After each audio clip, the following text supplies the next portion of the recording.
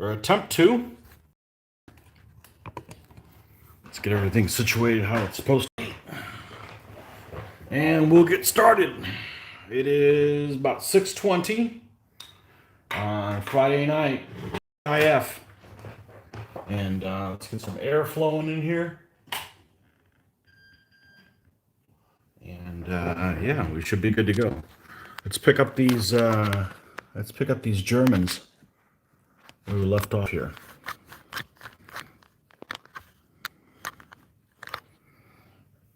Okay. So where we left off is we're working on one of the horses, and we finished up one of these horses here. This guy here. And he's done, and we're starting to do the metal here. All right, so let's go ahead and pick up where we left off. Let's see.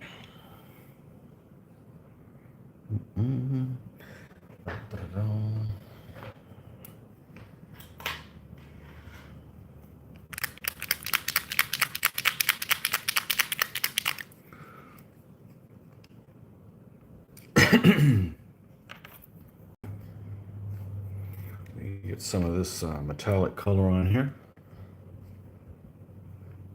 Let's put it down here where we can mess with it.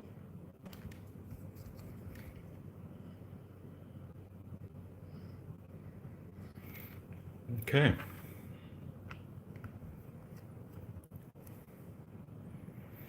All right, let's go and paint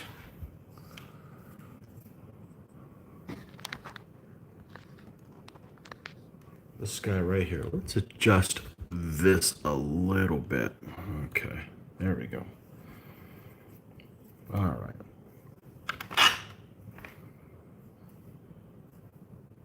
Now, this guy has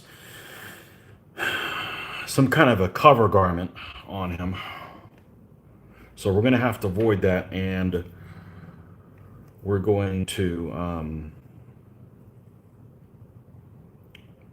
you know what? We're going to paint that yellow. We're going to have all of the guys here in this unit have the same color garment.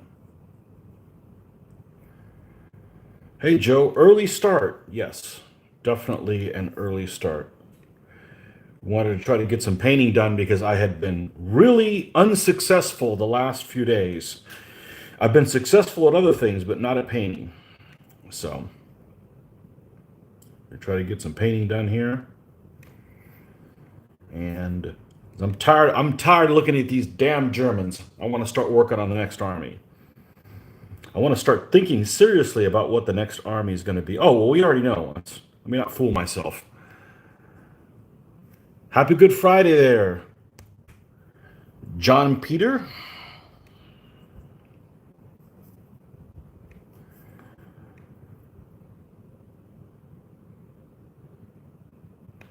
We're going to do the tie-in. They're all going to have a yellow garment, overcoat, and I don't know if I'm going to put any kind of an emblem on it, but TGIS here is Saturday. Hey, you lost today. Oh, everybody's here. So just before I went online, Australian Greg sent me a message that said, hey, you noticed that he saw my painting from Wednesday, and noticed that there was a painting for Thursday, and it was not available. So what happened is I had all intentions of painting yesterday, and I did for about 15 minutes, and nobody showed up, and I was really burned out. So I just deleted that video because there was nothing there to see. So you didn't miss anything exciting. So this has been an extremely weird week for me, and I'll elaborate a little bit on that.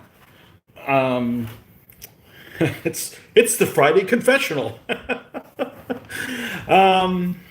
Well, there's at least 2 Catholics watching, so that'll work. Anyhow, so the girls were gone on Wednesday. They left on Wednesday. Wednesday night I painted. I got a lot of stuff done. My main goal was to get painting done this week and not to eat the house. So I've been more successful on not eating house. I've tried to stay busy. But let's see, on Wednesday, what did I do? I did all kinds of stuff and then still had time to paint. And I went about 10, I stopped painting about 10 o'clock and I went to bed about 10:30 and stayed up in bed for like 3 hours. I just couldn't fall asleep and I hadn't had any caffeine or anything and I couldn't figure out what it was. So yesterday, it came and got me. I ended up having to go to sleep at 9:30, but I didn't get a chance to get any painting done until 9 because I've been trying to get my exercise in. But yesterday, I at the last minute, the last 2 minutes of my exercise session, I ended up feeling something in the back of my leg, and I'm going to take today off. But even with that, I still didn't start painting until 9. I only made it like, I don't know, 20 minutes, and like nobody came online. And I'm like, screw this. I just don't have it in me anymore. So, anyhow, yeah, the Monday night sessions, game sessions, are really messing me up. They're going on too long, and I'm having too good a time, is what it is. And Marty came over this last week over at Mitch's house, and we were done filming about 11. But then the next thing we're chit chatting, for another hour, which I guess is fine, but it's difficult when you have a work day the next day. So that's my Friday confessional. But I had every intention of filming a video yesterday, but nobody was there. I know it's very difficult to get started at that time, but if I don't do all the stuff I have to do first and then do the painting second, then none of the other stuff's going to get done. But they'll be painting tomorrow morning and Saturday, and tomorrow morning is Saturday, and Sunday. So I'd like to have this unit of guys done by this weekend, which I think is definitely achievable. But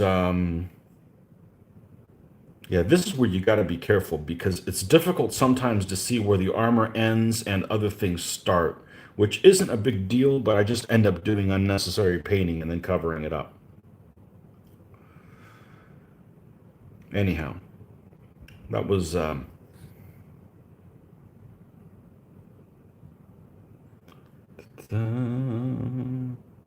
really, it's us you need to thank if you get anything done. You owe us a share of those 99 cents. It's true. I do this video for me, to stay on track. Otherwise, I'd go do something else. I'd go, oh, shiny. And, it's not that I don't enjoy doing this. It's just boring. And I kind of got in the habit of, many years ago, painting socially with someone. So, Mitch is great, but I can't paint with him. So, actually, I don't know what you guys are doing. You might be, doing house cleaning, painting as well, enjoying the chit chat, having a drink, doing something with yourself that requires privacy. I don't know. That's your business, right? Oh man.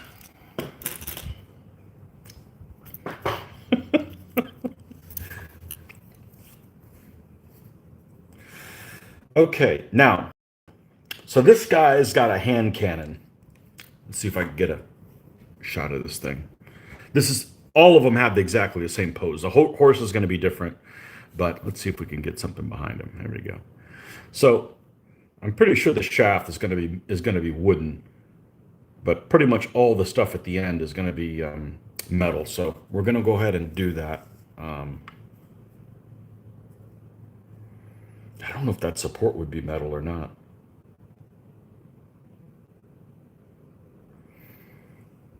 I guess I could go look for a picture of one. Damn it, I hate turning the computer on. It's like time consuming. It's like spending time on the wrong thing. Oh, let's see here. What did I get? A notification of somebody's video that...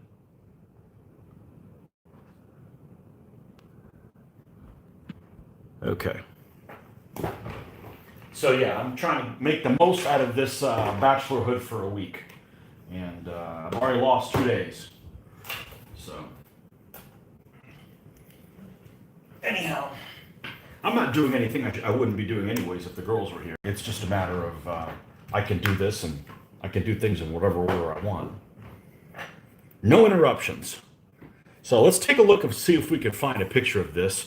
And if I do, I'll show you on the screen here of what we have. If not, we're just going to have to go with the gut.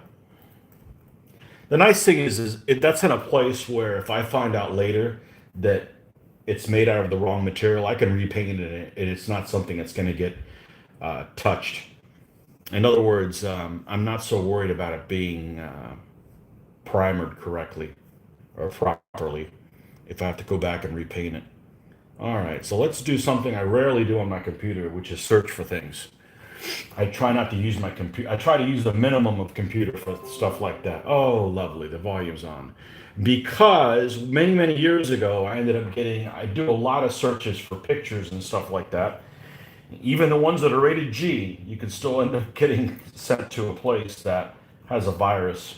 The last time I had a problem with my computer, I had a redirect virus. It just wouldn't go away. It was just a pain in the butt. So we're going to do a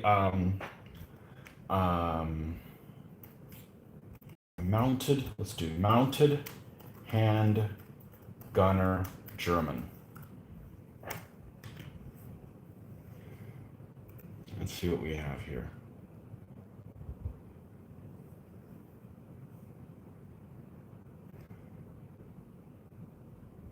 Okay, well, here's somebody that painted a flat with a really similar picture.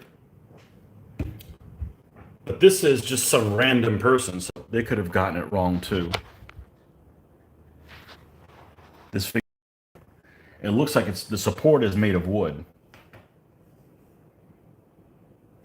Now, that's just somebody's rendition, so it could be wrong. But then again, it kind of gives me an idea of what it could possibly look like. And it looks okay. I could go along with that. So if I don't find anything else definitive... Now, see, here's the thing about the Google image search, and I love doing a Google image search on things, is that here you have a limited amount of things. And obviously, there's not a lot of things that... So this is why when you're searching for things on the internet, you can't just go with what's there, because it's not necessarily cool. Here we got a grease gun, we got some MP40s, so stuff is definitely out of period. But when you click on this, it gives me some other options here that I didn't have before. So let's see what is on here. Yeah, lots of, modern firearms or modern. See, this is the figure right here that we're talking about. This is actually Ian Heath, 1982.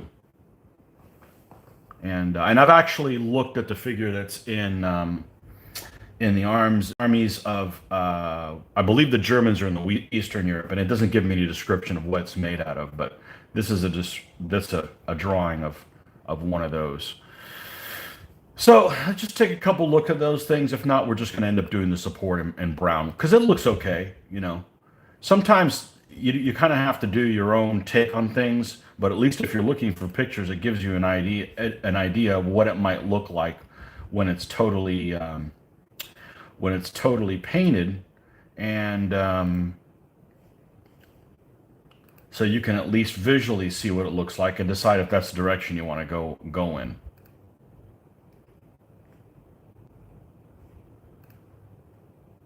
Who's this guy? This guy's got a handgun. Let's see. See, that disappeared on me. This was here. Oh, here's some other things. What do we got here? Okay. Okay, yeah, it's like this type of thing right here. That guy's got like a Hussite type helmet. I think that's what we're going to do, is we're going to go ahead and do the support in brown. Okay. That just helps me get an idea, so there's not really, if there's something that's definitive, but so much of what you're doing, yeah, see, this part's metal, the rest of it's wood. So that's how we're going to paint that. All right. Just kind of making an informed decision. Ultimately, you need to be the one that makes the decision. So that's just to let you know, hey, some people, even though they think it seems like they know what they're doing all the time, We're just really good guessers. Deductive reasoning. Okay. Right. All right. Did I miss anything? Oh my. The public holiday on Good Friday and Easter Monday in the US. No. Nope. No, we're workaholics here, remember? Nope. Normally, many places are not open on Easter, Easter Sunday, but Easter Monday, nah, nothing's ever closed on Easter Monday. There's some people that don't work on Good Friday, but not really. It's only, I have several people at work that I deal with that in our business that don't work on Fridays, period. They're working 410s and stuff like that, but Good Friday is no different. You're playing Civilization 4 Beyond the Sword on the other screen so I can watch you at the same time. Okay. I played the first Civilization and way back in the 90s, back when I'm sure I was playing the Spanish, or it could have been anybody. And I came across an Aztec battleship, and I'm like, okay, this is probably not the game for me, but it was fun for a while. That was the game that we started playing after we played Empire. Remember the old Empire game? Head to Craft Brewery in Port Macquarie to have tasting planks with lunch. Sounds like you're going to eat wood. We call those, what do we call those here? Flights. And they happen to be, sometimes they're on a plank, sometimes places get creative. I went to one place and they used old recycled license plates and they drilled holes through them. And then you had your little 3 ounces or 4 ounces, whatever they were. You're locked down, so beer at home. That's no fun. No national lockdown since April last year, though there have been regional ones. About this time, the latest one finished Thursday. Queensland. Okay.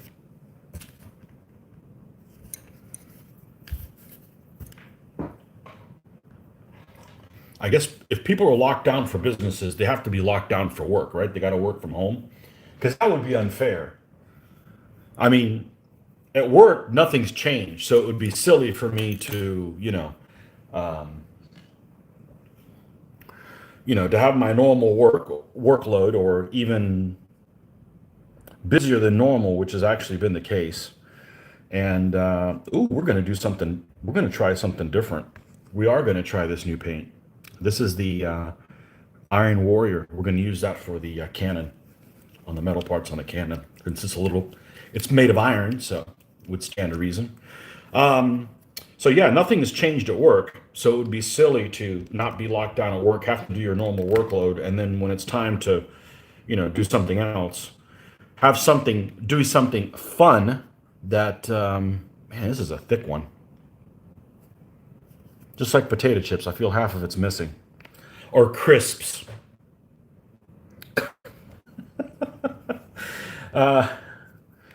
Yeah, it would be insane to be, no effect at work, and then when I go and have, something pleasurable to do, I can't do it because it's locked down.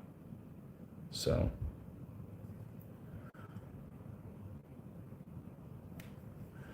less of what you want and more of what you don't want.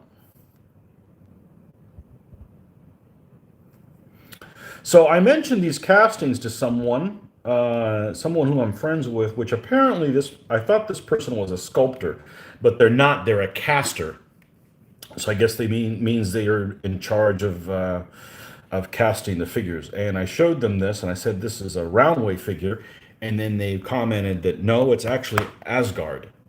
So I did not know that, and I'm familiar with Asgard figures. I like Asgard figures, and it seems like the molds of those are carried by some by Viking Forge and some by some other different piece. Looks like the molds have just dissipated in different directions, but I didn't realize that some of these roundways were Asgard ones. But I mean, I guess he would know. I mean, I'm just a dumbass painter here. I don't cast these things, so.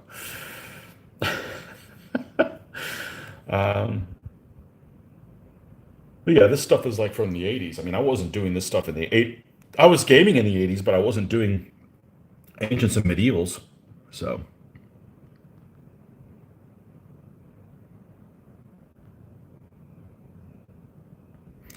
Beyond the Sword is far beyond the first editions, but it's a strategic game, so not your cup of tea. I really don't like strategic games. I've played them.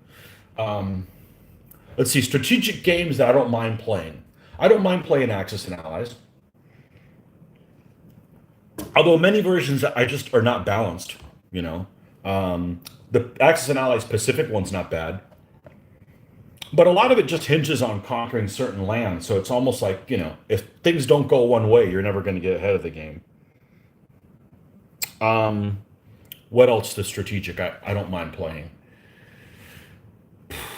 That may be it. I want more. I'm a tactics guy. Now Mitch happens to like strategic stuff. I don't necessarily care for it.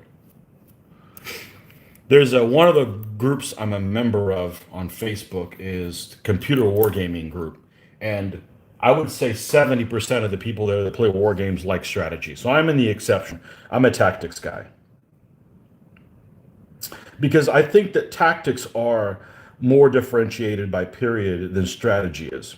So that's why I like the if you're just playing a strategy kind of game, it becomes a lot more generic than it does if you're playing a tactics type of game. But XMOS, that's the only one.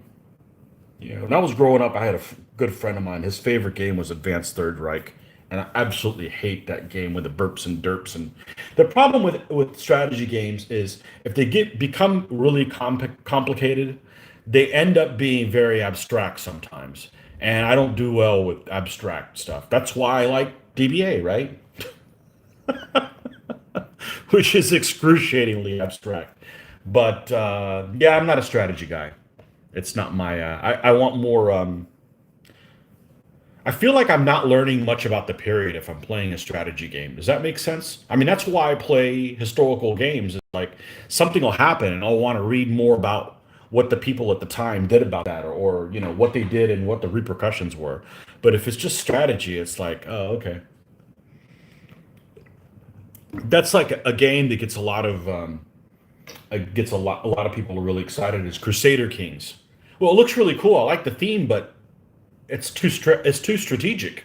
You know, it's not my cup of tea. You know, so anywho,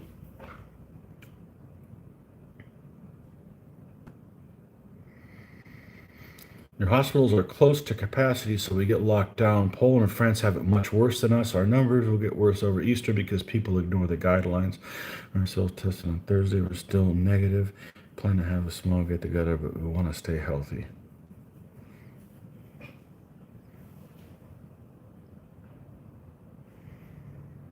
Okay. The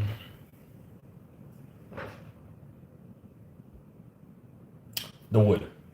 Okay, so what color are we going to use? Great. What color are we going to use for the wood? How about this flat earth? It's funny. The Yeho makes a color called wood grain. I bought it. Okay, when I was buying everything, I've never used it because it's like a watered down color. As a matter of fact, it's all the way down here at the bottom.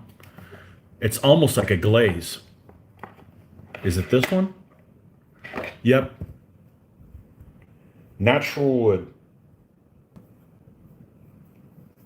Yeah, it even separated.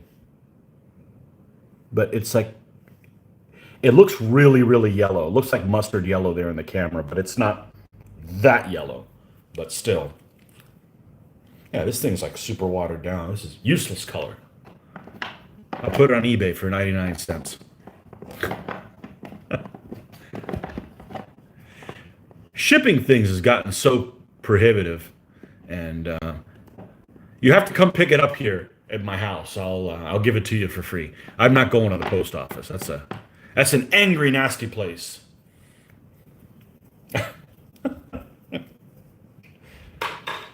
Please don't make me go to the post office. I'd rather go to work.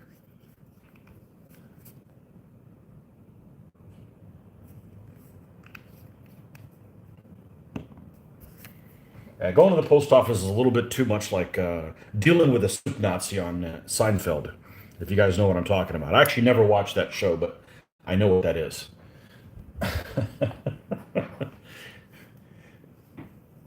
No stamps for you.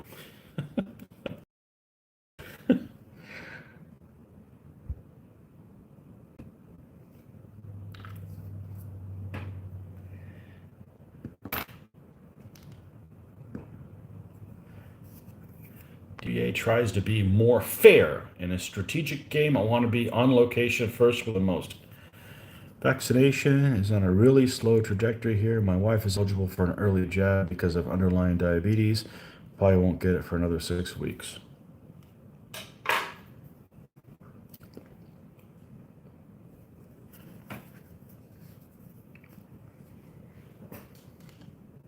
Hey, that's a good thing if people want to get it.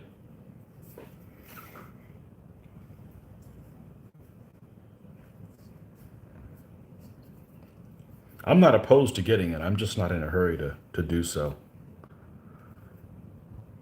I have been healthier this year than any other year. I think there's just a lot of restaurants just weren't cleaning things like they were supposed to. That's part of the problem. There's a lot of things that really, I hope that some good can come of it. And that's one of them. The other one is like, how many people are able to do their job from home and now they don't have to spend countless hours in the car traveling to and from there? That's just a stupid waste of time. It's a waste of resources. You're burning gas for no reason whatsoever. You're being inefficient. If you work from home, you can keep your home at whatever temperature you damn well please. You don't have to deal with, like I have to, somebody at the office. It's always cold all the time, so it's a freaking steam box. I'd love to work from home. I don't have that option. My job's not home. It's not home capable. Home. Oh, it's the other one. How are we doing on that? We still got enough of this stuff? Yeah.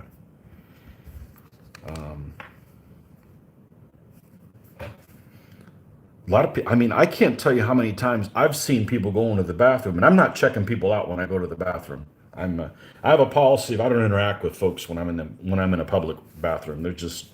That's kind of a private matter. But I've seen people go into a stall and come out and not wash their hands. I mean, that's like failing a morale check. There's no way I could do that. You know, there's just no way I could do that. There's just a lot of stuff that, was in the other extreme. So I don't know if it would have made a difference, but I'm saying it wouldn't help. It wouldn't hurt. It certainly doesn't help, all that stuff. Dun-dun-dun-dun-dun. Mr. Cog, Sweden almost got rid of all their post offices. We do all our packaging, sending, picking up at the grocery store. My wife works at a nursing home, got job weeks ago. Gets tested twice a week.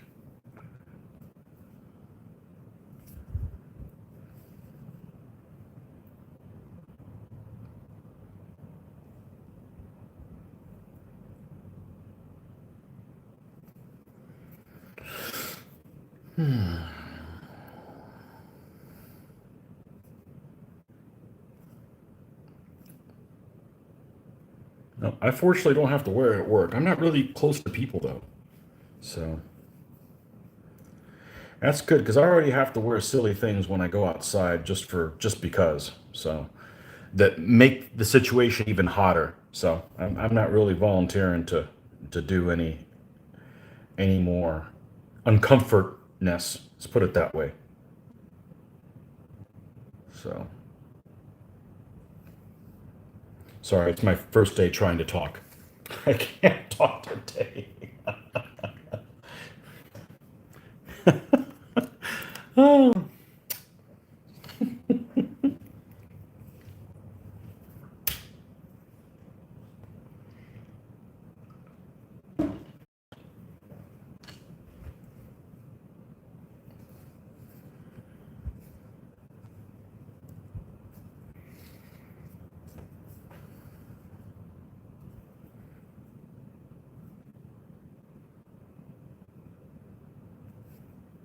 I just can't imagine being in a situation where actually that's not true. For 5 weeks, when it first started, I didn't go over to Mitch's house for about 5 weeks.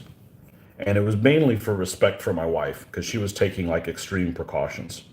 And then it was kind of like, okay, well, this isn't really what it seems like it is because she was working from home. And I mean, I was getting checked every day at work and everything. And it's like, well, all I'm doing is going home. I'm going to work and I'm coming home and I'm going to Mitch's one time a week with a handful of people. It's not like we had that many people. I'm like, well, we'll just, but that's it. I don't really go anywhere else. I mean, yeah, you got to go to the grocery store, but you know, I can't imagine being in a place where it's like, okay, you can do all the work, you got to do the work, but the one thing you enjoy doing, you can't do anymore. Oh, and by the way, it's illegal and the government's going to check up on you. I'm like, no, no, I don't belong in a country that does that. So I definitely live in the right place.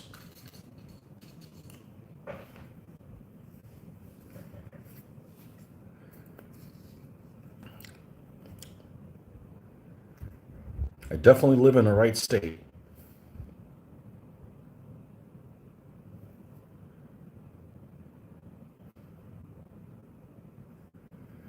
But I'm not going somewhere and having a big mosh pit with people. I mean, I didn't like to do that before. Why would I do that now?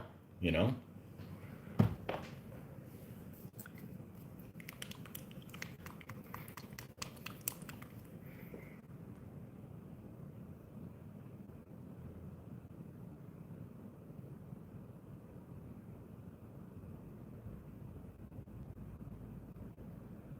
Just cancel all my planned tours for April, May, and July, so now I have a lot of time to devote my hobby. Well, hopefully you're making it okay. Um, I hope you're doing okay. Greg, we'll catch you later. New York has essentially a COVID pass, now called Excelsior Pass. I don't know what that is. Working at home is encouraged by our government. Perfect. Yeah, I mean, everybody wins. If you can work from home, you're make it happen. Both of my sons work from home. My office has always been at home. It's great. I agree. It's a waste of resources. People are like, oh, we got to do stuff for the environment. We got to do stuff for the environment. Okay, well, put your money where the mouth is. Let people stay at home and you're not burning fuel and wasting. I don't waste that much time driving, but there's some people that waste 2 hours each way in traffic. That's just dumb. That's just a waste of a lifetime. So let them work from home. Absolutely. And you're not burning fossil fuels or whatever. I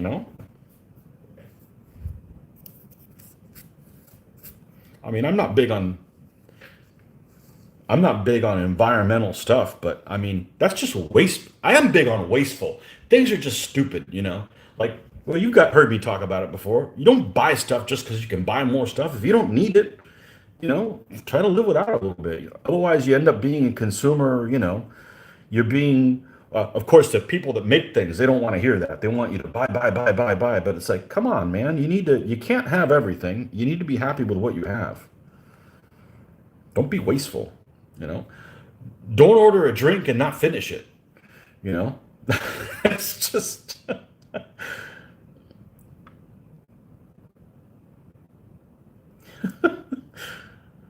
the stuff we get into here.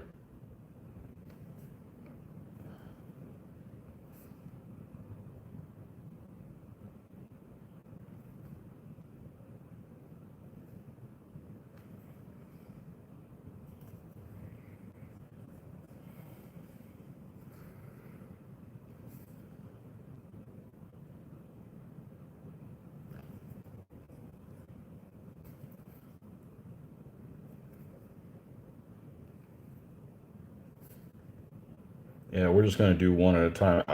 I think I started doing this a long time ago because I was concerned that I wouldn't be happy with how something turned out. Well, that's not the case. I'm experienced enough. I know what I need to do to fix it. Relatively easy, and it's not really a problem. So here we got a little bit of woodness to it. I don't know if that's even noticeable. And resolution on this. What I'm dumbed down to is is just stupid. All right, let's paint his yellow accoutrements. We're lazy, so we already got a brown there. That's what we're going to do. Now let's grab a yellow that is nice and bright. We're going to use this one from Army Painter, which is extremely watery.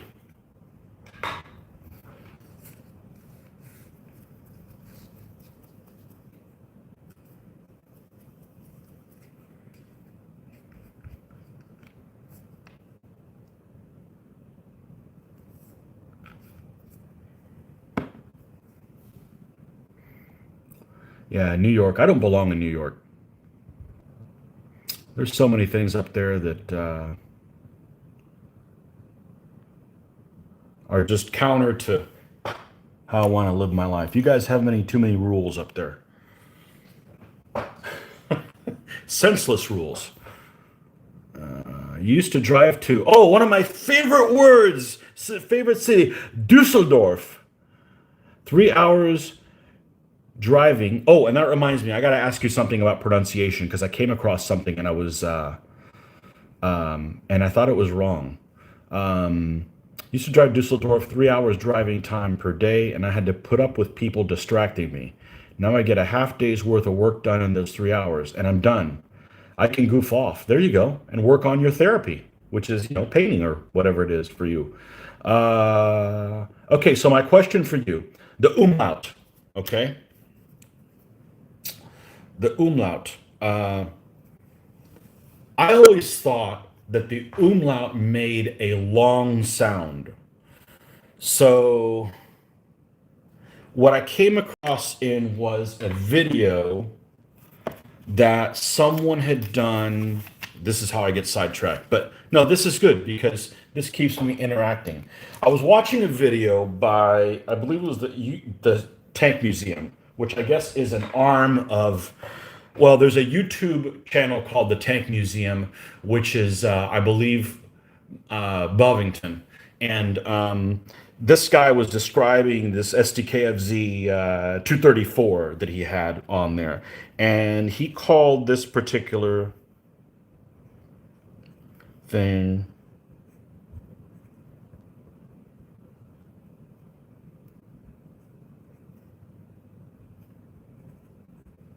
Let's see if I got this right. I guess I could have just looked this up on Google Translate and got the right answer.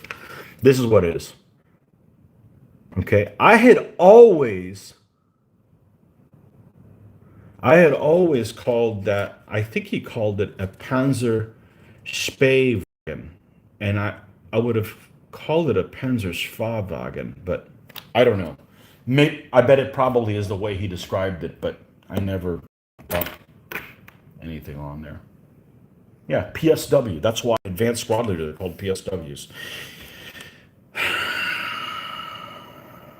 If you have UE, we shorten it by putting an umlaut on top. Okay. So is it spa or spay? He called it a spay, and it sounded very strange to call it that. But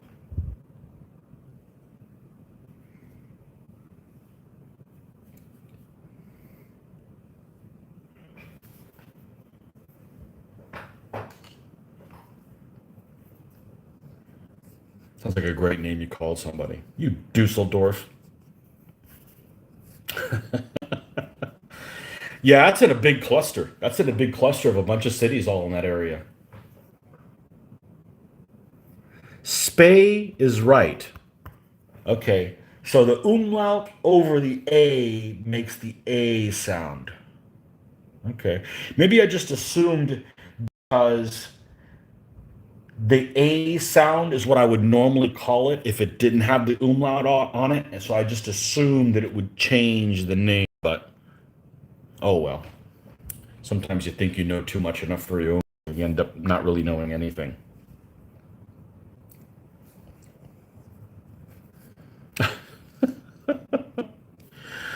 Oh well. All right, so we got our yellow here. And man, we got to find us a spot that we can work with here. Let's go over here. I know this is going to be really watery. It's okay. It's going to have lots of layers.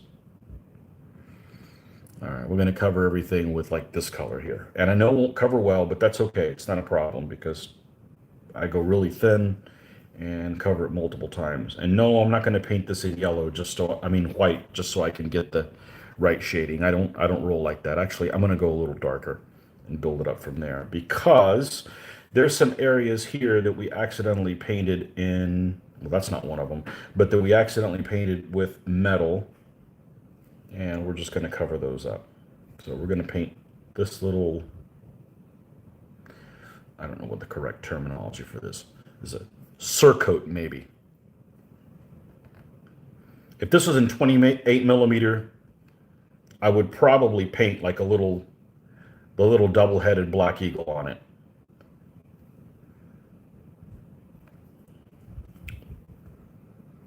Also known as my crest of arms.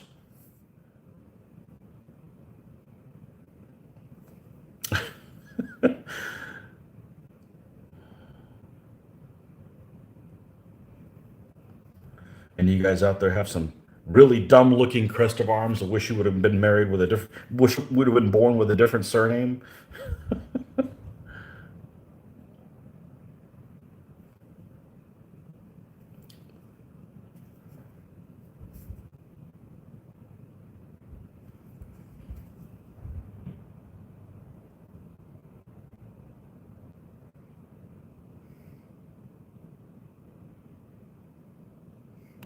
Aufklärung. Yes, but I don't think Aufklärung has anything on the A.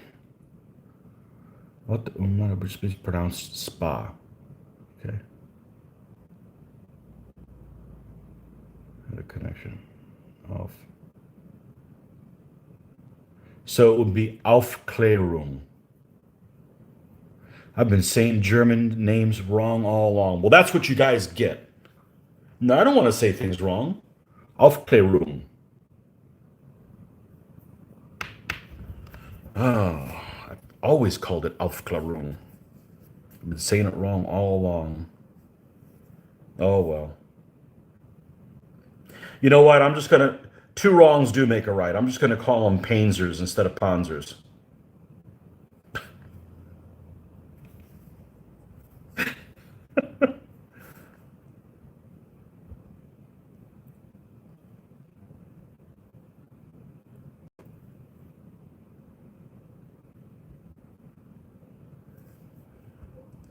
I got a guy that I know, and his last name is Panzer, but then an I at the end of it. Panzeri. So I'm like, oh, is that's like an Italian? That's like an Italian tank, right? I don't think he got the reference. Yeah, he did. He's a war gamer, but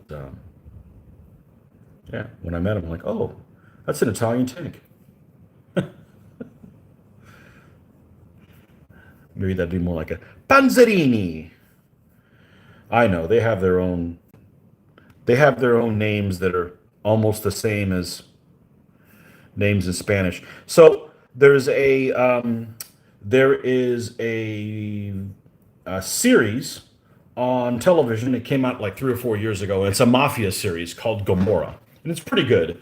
But I watch everything in subtitles, and it's Italian, right? So I figured, oh, I'll be able to understand what these people are saying. Nope, no clue, because they pronounce. I even though I can read the words because they're 75% in Spanish, maybe 70% in similar to Spanish. The problem is that their pronunciation is totally different.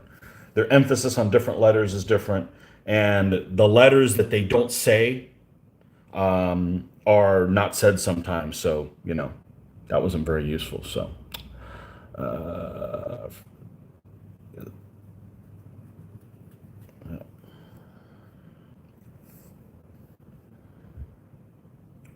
Stephen, you are in New York, right? I keep thinking with your name, you totally sound like somebody that would be in the United Kingdom, but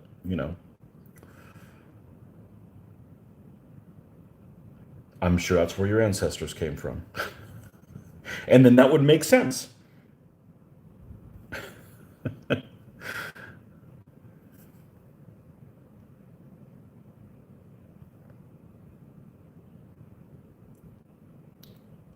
I have this I have this conception as a stupid American that the only people that have mixed names, names of a mixed lineage, are here in the United States. And what I mean by that is, I was watching some show, and it's irrelevant what it is, but it was a show that was shot in Spain, relatively new.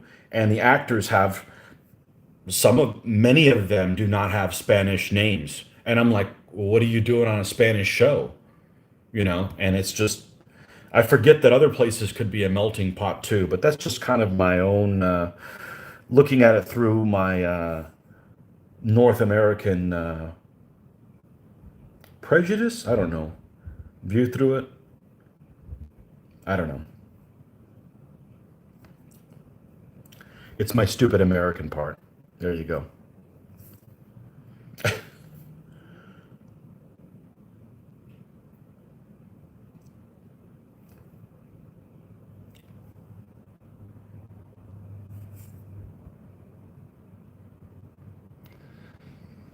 Are there many people left in New York City? You're in New York State. I know somebody's from New York State as well here locally. And that's the same thing. They're always annoyed because they think they're from New York City. Last name is Scottish. Okay. Family came over in 1891.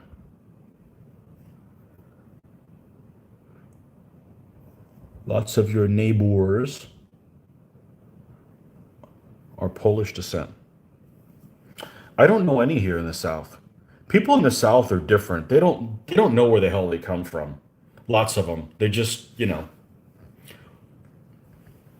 it's not like there's communities of Polish or Italians or Irish and, the bad blood between them. Nah, there's not.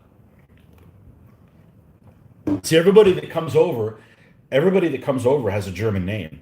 They have a German surname. Marty, Mitch, Mitch's son, obviously, duh.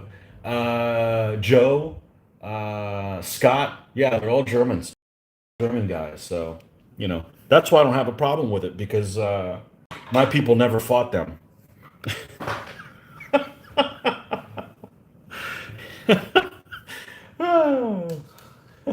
We were asshole buddies in the 1500s, but, we never fought each other.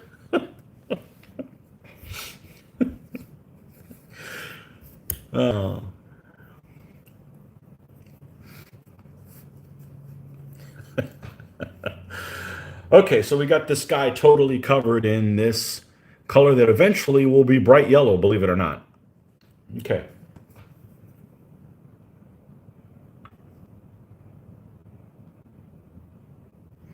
We've had very little, if any, migration from larger cities to smaller centers. It takes a lot to move Germans.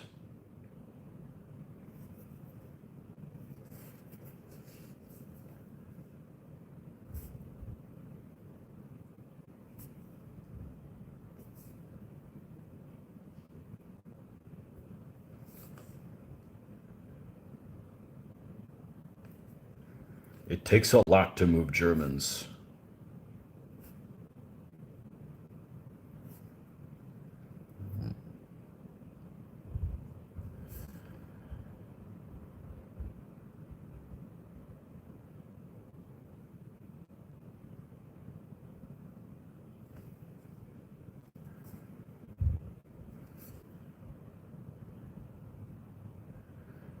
Yeah, I can't imagine living in a big city anywhere, in any country. That's just not me.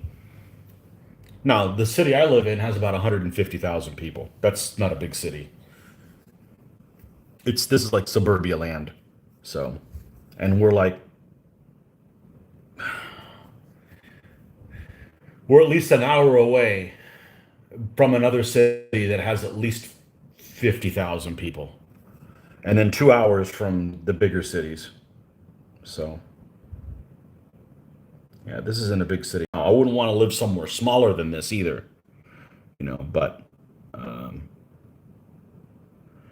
with my German family, they moved after the hit from the Treaty of Versailles. My grandfather German told me stories of Germany in those days.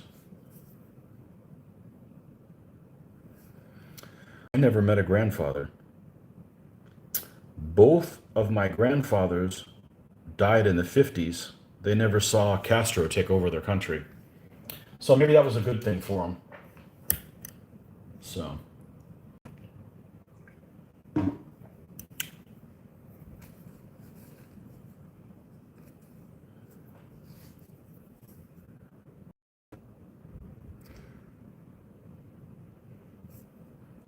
yep, never met either one of them.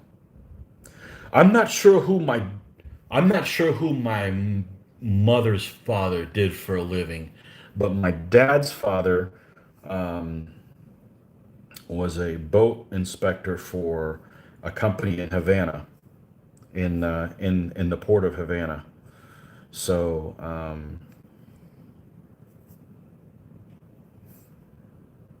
bet he had some good stories, but no, they didn't see that happen.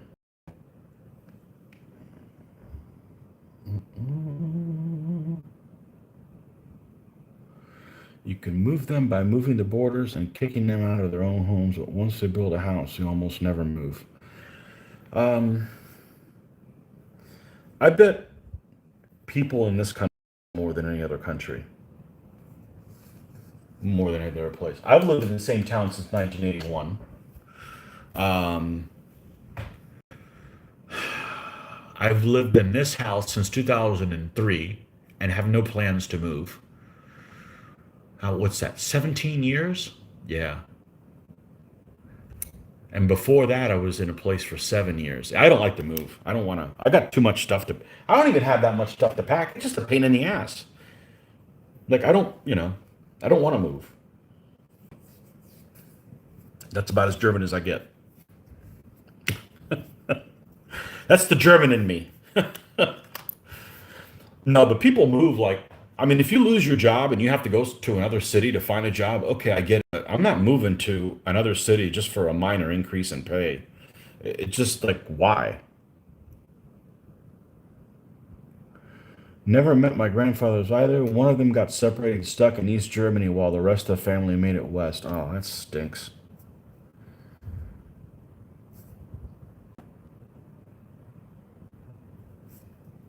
I'm sure there's some people that liked East Germany. I don't know who. People at the top of the food chain over there. All three of them.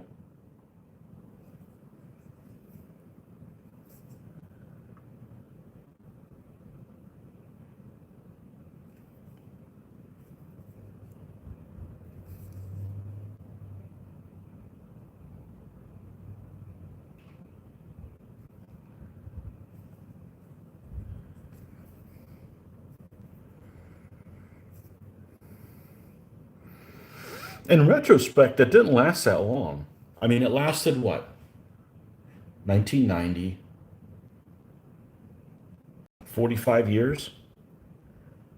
It could have been a lot worse. Now, I know there was all kinds of teething issues. I mean, I remember when the Berlin Wall fell down. It wasn't that long ago. I mean, it was a long time ago, but I remember it, Actually, I knew my parents knew somebody who was they were German and but they weren't living over there. They were here, but they had a little piece of the Berlin Wall gifted to them. So they kept it like a, you could see the different. Well, that's what they said, or it was just some spray paint or whatever. But how would you like to feel if you're the last person that got killed crossing that, and then the next time they opened it, it was like, oh, you could just walk across now. Man, if I would have just waited another month. I have a lot of customers who come from Eastern Germany, and none of them would want to go back to those times. Yep.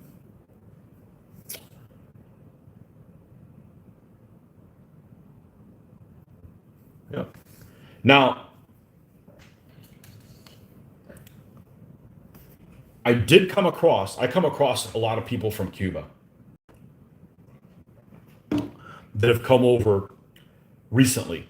When I grew up, the people that came over recently were the Mariel people in 1980. That's like old school people now. I'm talking about the people that have come over in the last 10 years. And I didn't, and usually they don't have anything nice to say about it. But I did encounter one person. I had to walk away from this person because, I mean, this country isn't perfect, but anyhow, they No country's perfect. But this person actually wanted to argue with me and said, "Oh, that's just nonsense. That Cuba's a great place. Here, United States is where the police kill people." And I'm like, I just had to walk away from him. I'm like, that person is just brain polluted.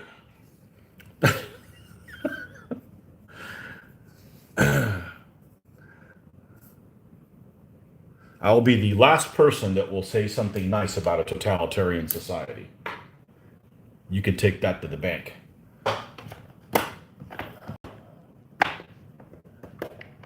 I'm a big fan of letting people do whatever the hell they want as long as you do not affect life, liberty, and happiness of anybody else. You can do whatever you want. Doesn't mean I have to like you, but you have the right to do that.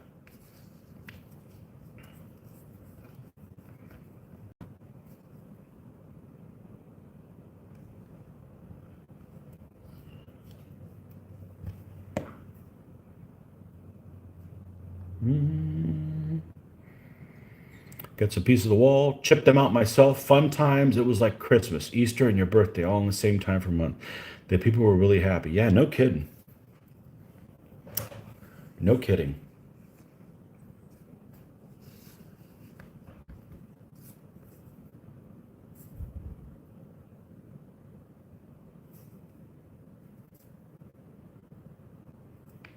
All right.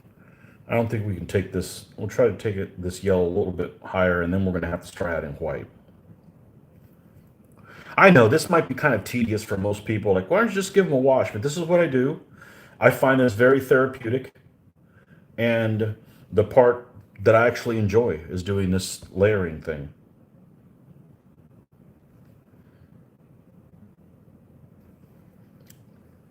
Whatever happened to the people in Hong Kong? I think the last time I checked the news, which was probably a year ago, they were going to give them. The British government was thinking about giving them like citizenship if they wanted to leave or something like that. Did that ever get resolved?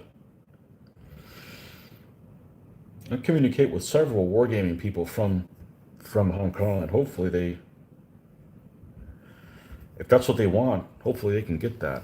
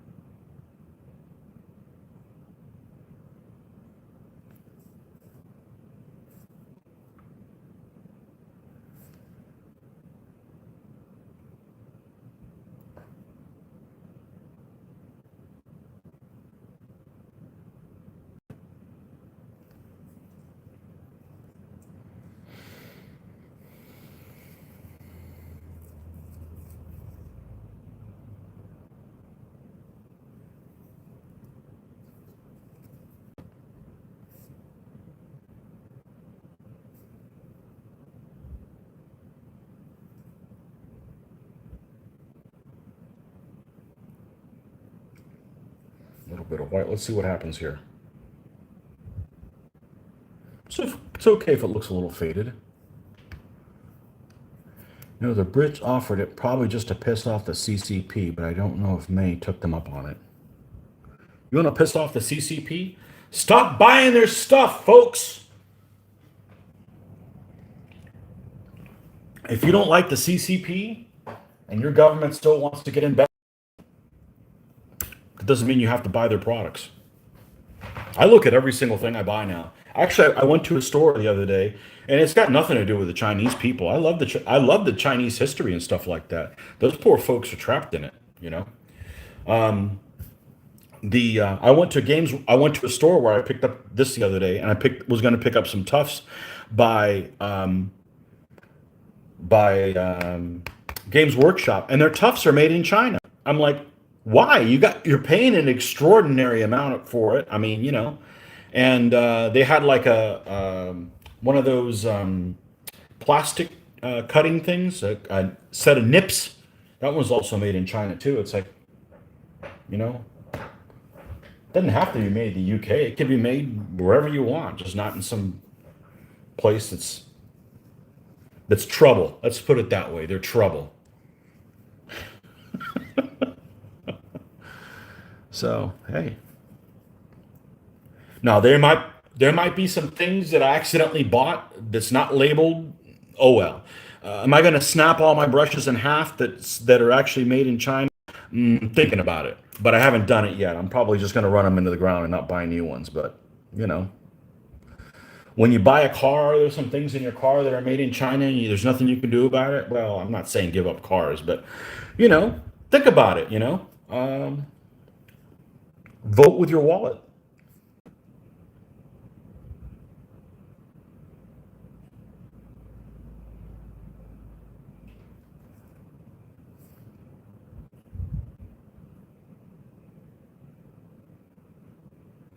The next brushes I'll be buying, I believe, are made in Germany. Not that I have anything against French brushes, but there aren't any there. Um, Anyhow, or if they were from Bangladesh, that would be fine too.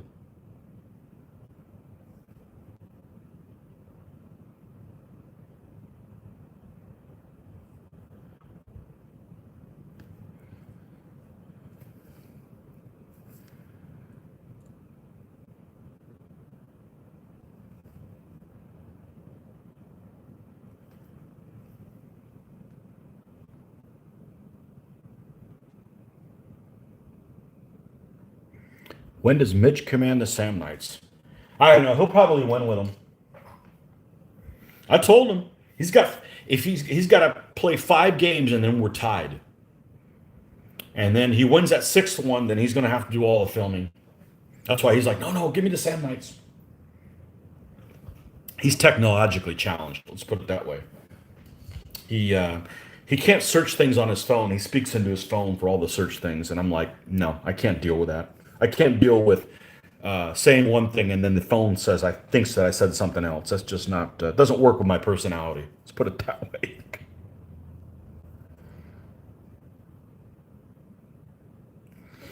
I don't know. I don't even know what we're doing Monday because I already asked today. Okay, who's coming on Monday? I mean, I know I'm going to be there. Mitch is going to be there, obviously, but I don't know for sure anything else. So it does depend on who comes over.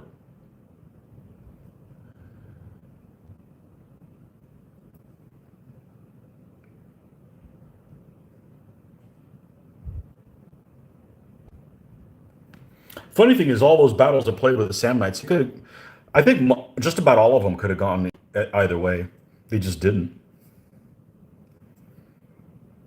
Oh well. I'm more interested in my figures looking how I'm happy with them than necessarily winning any games. Good thing, right? Because I'm on a roll. My Hungarians are big losers too. Whatever. I don't care. I'd rather be happy with what they look like.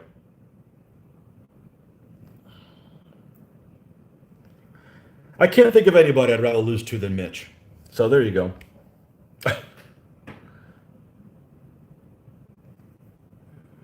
I've lost over 430 games to him. So, what's another one?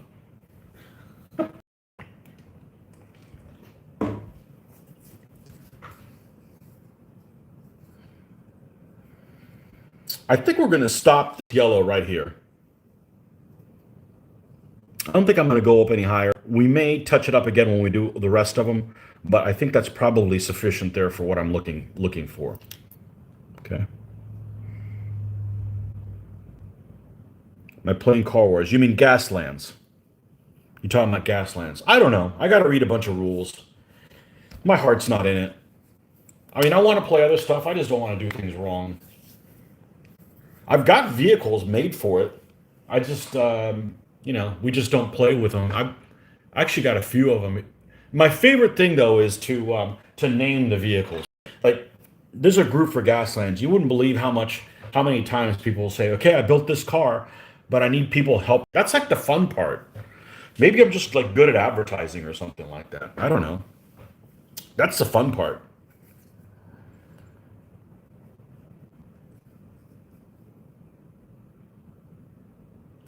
Okay, so we got a saddle for this dude. We're just going to use a regular saddle type color. We're not going to get crazy. This guy probably had this stuff issued to him anyway, so let's look at a color. We want a kind of a lighter color. Should probably be fine, whatever color this is. Brown sand.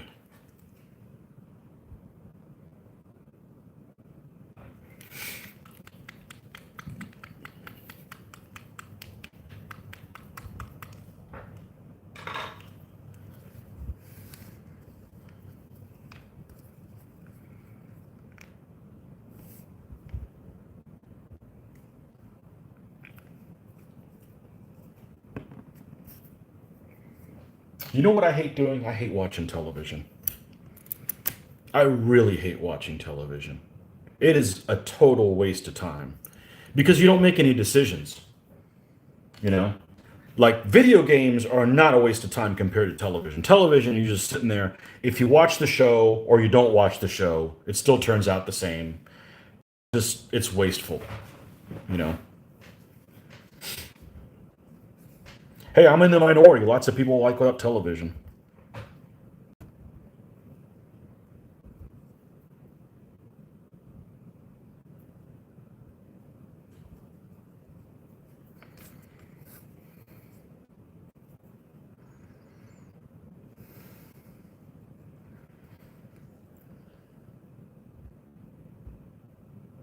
Okay. Well, good. Now I feel like I'm on a roll. Meaning, I don't think I'm going to stop filming in the next 15 minutes or something. I've got the juices going. So, thank you. We got to get these guys done, and we can move on to whoever the next ones may be. Oh, well, I know what the next ones are. It's the medieval. Well, they're considered early Russians. We're going to do them next. We're going to finish that army up. And then after that, who knows? You know,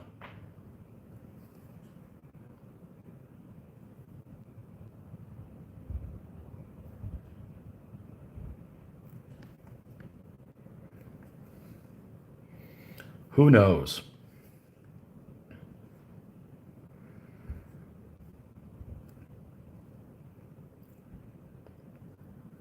All bets are off.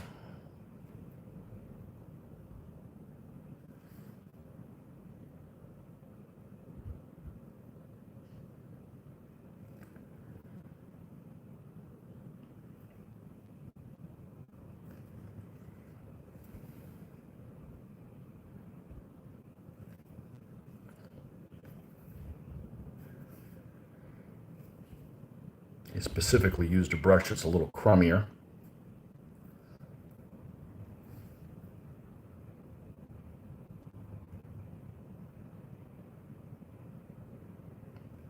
But these brushes that I was using was about, they were like $4 for 8 or 10 of them. So now the other brushes, it's going to be like $25 for the same amount. So it's significantly more expensive, but I don't care. I'm not buying. I'm not buying brushes from where I was buying them before. You know, they last long enough as it is. Just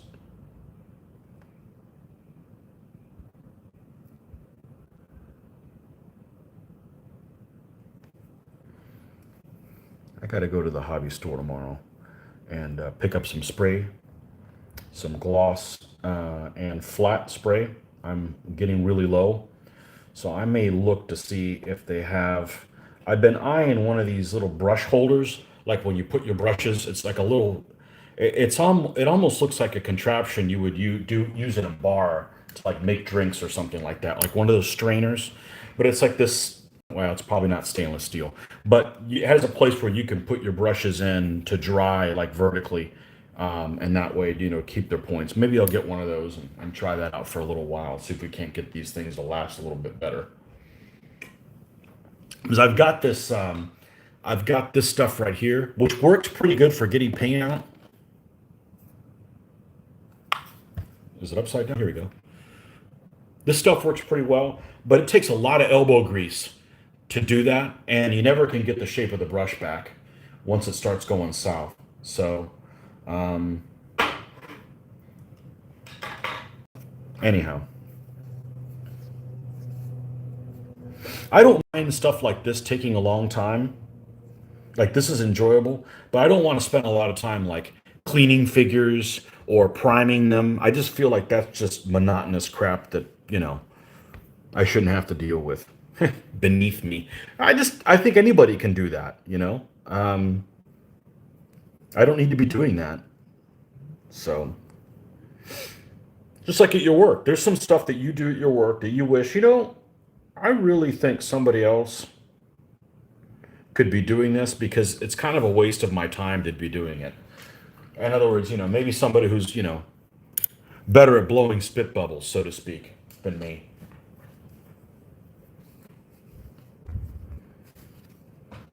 I'm saying I'm not going to do it, but there's better use of my time doing some other things.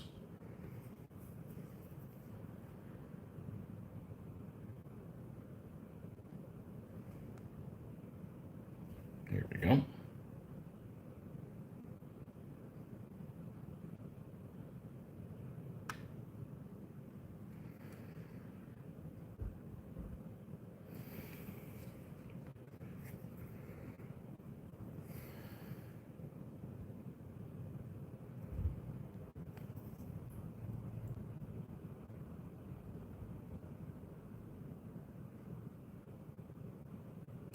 Do you think Historicon really runs in November? Well, I'm not sure how NHMGS East operates. I know I've talked about this before. I'm going to come to that back to that. Let me go get a refill on my drink, and we will pick that right back up.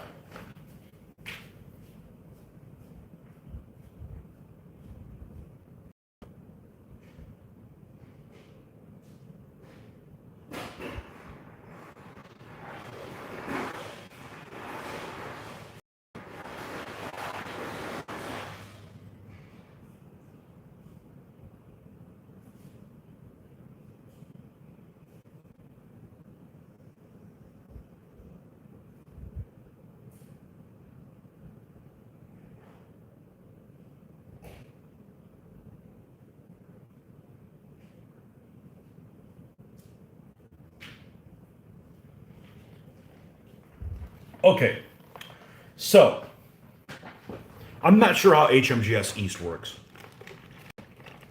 I can tell you how our convention works here in the South. I've described this before, but I will go ahead and do it again. You probably didn't hear it. It's not like I talk about it every session. The way our convention works, or so I've been told, because I'm not in the know of that. You do not. I don't even want to be in our association meeting or our neighborhood. So I am definitely not a. I don't want to be involved in anything that has Robert's rules. I want to get things done and not, and cut the red tape. The way ours works is we have a convention at a place that has to have enough space for us to meet, and which is games kind of use a lot of space. They're really inefficient. Um, DBA isn't. DBA, that's not the case. We're in a tiny little corner, almost like a breezeway, where we set up our tables, which honestly is pretty darn good because we're kind of in the middle of a lot of stuff. We're not like often in really noisy room. It's pretty quiet where we play DBA for our convention. But we have to get a place that has a significant amount of space, several thousand square feet. But in so doing, we need to do it at a hotel where the cost of the space is deferred by a guarantee of getting enough room nights name of the convention. So in other words, we have to for the weekend clear say 300 room nights or something like that. And for every room night that we don't cover, the hotel can charge us X amount of money. So the ways ours operate is we have to get a certain number of people not only going to the convention, but more importantly, staying at the venue that the convention is being held so that the association doesn't go bankrupt or have huge penalties. That's the way ours works because to rent the space would just be super prohibitive. Now, what I used to what always used to tick me off is it's it used to be held in Tampa and it's now held in Orlando. So those of us that don't live in Tampa and Orlando, we're always traveling. I mean, if it was 5 hours away, we would travel. It's not, it's 2 hours. But the people that were in Tampa were complaining, or not everyone, but many were very vocal about it moving from Tampa because they wanted to just spend the night at their own home. Whereas the rest of us and the rest of the state had to stay at a hotel, and because now they had to stay at a hotel, they were miffed, even though it was in Tampa for many, many years. So it's like, what I was like, hey, why doesn't everybody just stay in a freaking hotel? Because that's what helps this thing survive. But no, there was a big to do moving. So now we have many people in Orlando that don't stay in a hotel, and there's some people that also are in that area that they still stay in a hotel. I don't want to make a blanket statement, but there's several folks in these cities that they don't the convention doesn't benefit by them going home in order to cover, because you need the overhead in the form of them staying in the hotel nights to be able to cover that. Okay, so that's a little bit of background information. So for us in Florida, and I don't know exactly what the number is, but if the number of hotel nights that we need to cover is say 300, and we're maybe getting 10% or 25% over that normally, if the situation lends itself to where half the people don't want to show up for whatever reason, either they're sick, they're scared, they don't want to go there because they have to wear masks and they don't want to wear masks, whatever reason, on both sides of the aisle. There's people that don't want to go to the convention because they don't want to be that close to people, and there's people that don't want to go to the convention because they don't want to wear shit on their face for 8 hours. Okay, and then there's some people that will go no matter what. But if you have half of the amount of people going, it's not feasible for the convention to go on, at least ours. Now, this is someone speaking just that's not necessarily in the know, but that's important to how ours work. Let's assume that HMGS East is not that way, and it's just they want to have a convention that people will attend. They don't have to cover a certain amount of nights or what have you.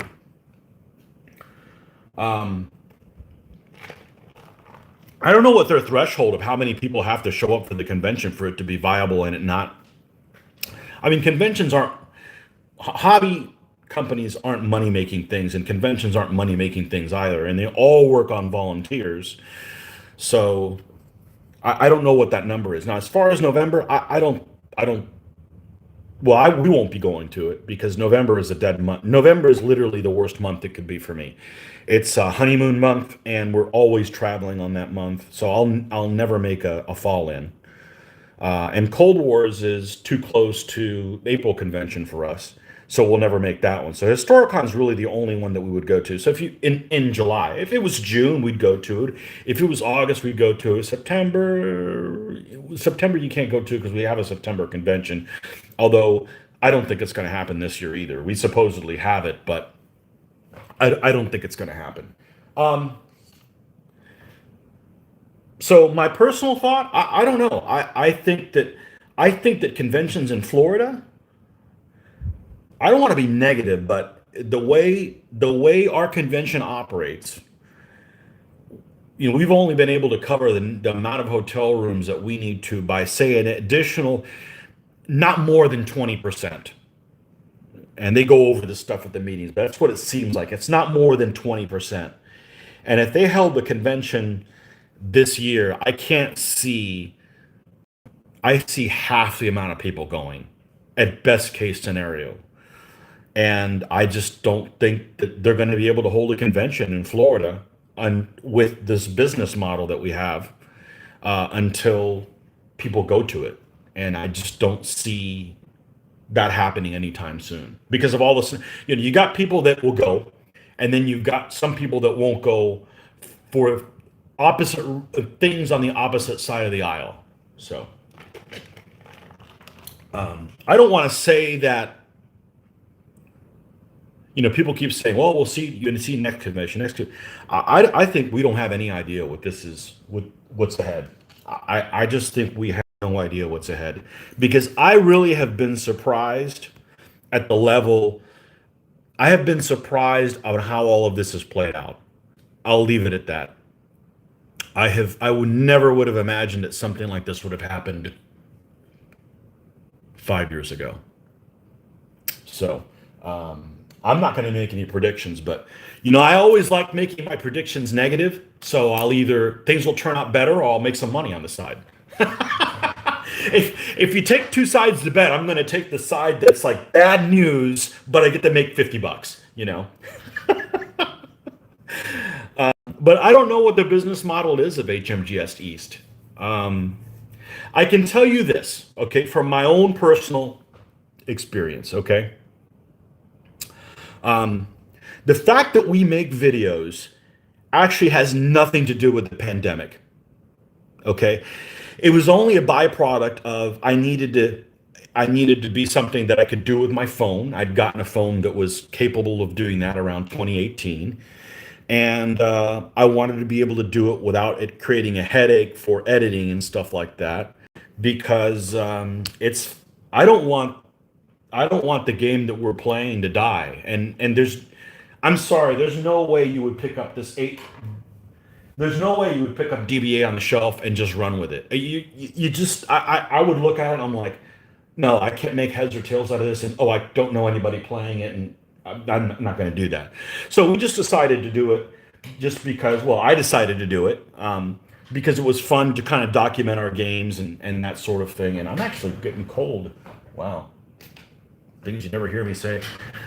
Um, I just decided to do it. It had nothing to do with the pandemic. Now, the live videos all has to do with being able to have at least 1,000 subscribers, because YouTube figures you're important enough to do the live. And, I don't want to spend a lot of time editing the video when editing takes away from my painting. So it actually has nothing to do with the pandemic. So let me say, at least from my own personal experience, from Mitch and I've talked to him about this. If anybody doesn't need to go to a convention because of playing, it's us.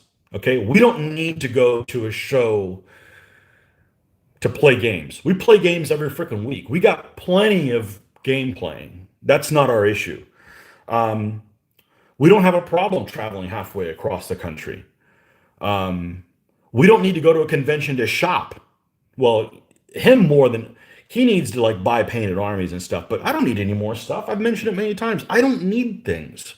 Fortunately, I've overbought in the past. Um, and I'm kind of getting a thrill out of using these things that I've had so long. So we don't need convention. We probably need conventions less than somebody else. So what's the attraction for me to go to a convention? Well, to interact with other people that are in the hobby. But if you're going to put a lot of restrictions, like, I mean, I'm not particularly interested in going to a convention if the whole time I got to wear a mask, because I don't really want to talk to people in a mask. It's not we need to be hugging and kissing either, but I'm just saying I want to see people's face. Okay, it's just part of the interaction with me. So if you're going to have a convention where you got to wear a mask the whole time, hey, it's their convention, their rules. I'm interested in going because the only reason I'm going is to interact with the rest of the people that are in the hobby, and like I can't understand people behind them, and it's very impersonal. And people have just gotten really, really nasty with it. I mean, I was in Mitch's neighborhood saying goodbye, and this lady was walking her dog, and she was, I don't know, 20 feet on the other side of the road, and I said good evening, and she was like all like got all like defensive and stuff like that. If it just made people really, really nasty to each other, and that's just really surprised me. So, I'm not saying pro one thing or pro something else. I'm just saying that's the reason we're probably not gonna go to shows if we have to be, uh, hiding from everybody. Because that's the only reason for us to go, you know. We don't need it to play other games. We run games and we're happy to run games, but we go and 12 people show up or four show up. Okay, well, we're just doing it to enjoy this hobby. It's not like we're making any money off of it. So we're spending a reasonable amount of vacation time and coin to go to the show. And if it ends up being an inconvenience, why are we really doing this? So It may be a long time before we go to shows again because of those conditions, but we're not going to be like, oh, well, that's, your rules are your rules. It's like your house, okay? If you go and visit somebody's house and say you got to take your shoes off before you go in the house, you take your damn shoes off, or you don't go visit that person's house. That's my attitude about things. So, you got to follow the rules when you go to a store. If you don't like the rules that the store has, you just don't go to the store. Um, Anyhow, um, I don't see it changing for a long time. I've been really, I've been really surprised how this has all played out. Let's put it that way. And and I always get a kick out of my dad passed away like like 5 years ago. No, soon, yeah, soon it'll be 5 years. And I'm just he was 90. And I'm just, he's old school. I'm old school too. The way I tell people is, my dad was older. Well, was he my age? Was he my age born? Yeah, maybe it was my age when I was born. So it's almost like he skipped a generation. So I'm not 49. I'm kind of like 69. Anyways, I'm much older in the way I was brought up. And I've thought about him a lot in the last. Well, I've thought about him a lot, and the reason I think about him a lot is I wonder what Dad would say about this. I wonder if that, just the wisdom that he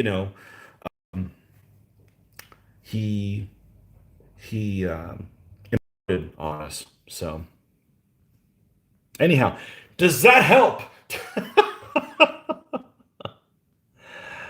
My friends in Canada are seriously thinking about going down, but a lot has to change, like travel restrictions. I always wear a mask just to prove that I'm better than everyone else. No, you don't. It's really impersonal. It's really impersonal. And I go to the grocery store, I wear one, not because I'm afraid of anything. That's the rules. And you could probably get away with it in a lot of places of not wearing one. But I don't want some 75-year-old lady ripping me a new one, and then I rip her a new one, and then it just gets nasty. So I'm like, okay, your house, your rules. Um, but there's a lot of people that I don't want this to get. It's not really political. I don't really pay attention to what the politicians say because they're all freaking corrupt and full of bullshit. You know. Um, but you know, use your brain. That's why use your life experiences. Use your brain. If you're want to be afraid, okay, go be afraid. I'm not out licking doorknobs, and I wash my hands lots of times. I'm not on top of people, but I'm certainly not living in fear. Um, you can't even tell there's anything going on from my work, fortunately. But you got people that ride the bike down the road with no one near them wearing a mask. If that's what they want to do, hey, this is America. You can do that. But that's just, at the beach. Can you think of somewhere that has cleaner air than the beach? Well, maybe the mountains, okay? But no, I mean, that's the healthiest. Well, I have psoriasis. So that's like the healthiest place for me at all at the beach. Um, when I retire, and I plan on retiring somewhere closer to the beach because I need to get, the sunlight.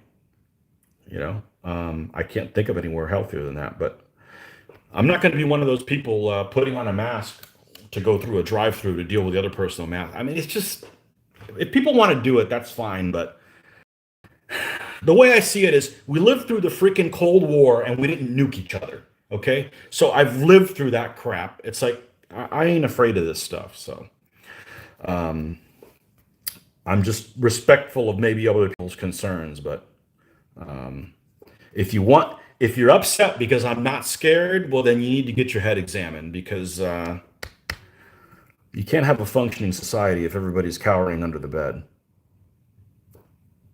There, I've said it.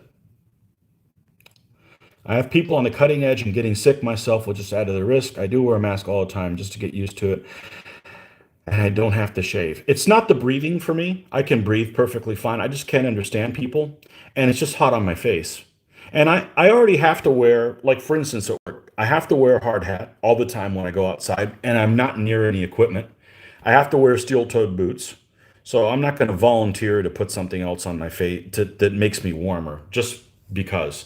Now, if it's mandated, well, then I freaking have to go along with it. But it's not, so I'm not going to volunteer to do it.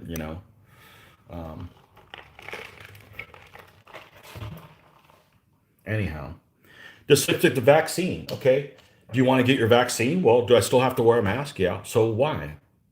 I mean, if people want to do it, by all means, offer it. People, it's a free society. People should be able to do whatever they want. But do I have this? Maybe one time I'll have to get it, but okay, that's fine. I'm not opposed to vaccines, all the other ones, but it's going to be kind of like going to the post office. I don't really want to go somewhere and like wait in line with, at some government sponsored thing that's really inefficient. It's like going to the post office. So, am I opposed to getting it? No, but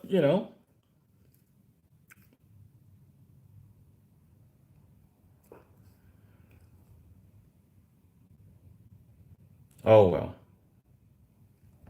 They just keep moving the football, and they don't say we don't know. They just say, there's a lot of in the last 30 years, there's been a lot of crying wolf about things, and it just some of us have just become skeptics. Um, some of us have become skeptics.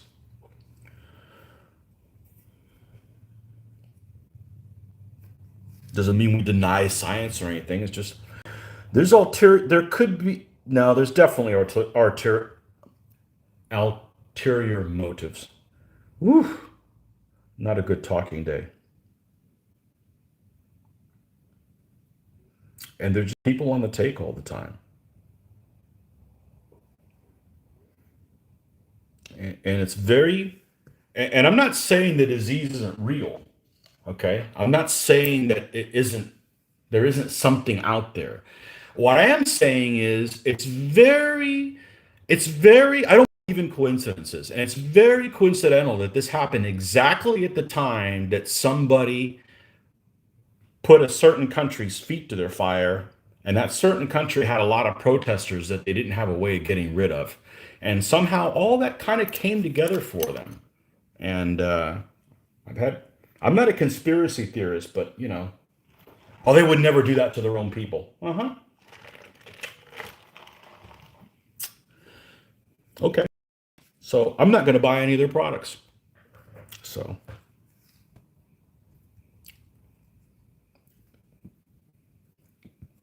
so there. But if you guys want to, that's fine. I'd rather you not tell me about it. Ultimately, whether or not I buy them doesn't make any difference. It's just going to make me feel better. It's just like, I throw all my garbage in the garbage can or, recycler or whatever I do. And then somewhere in India, there's a tanker that overflows and throws garbage in the ocean.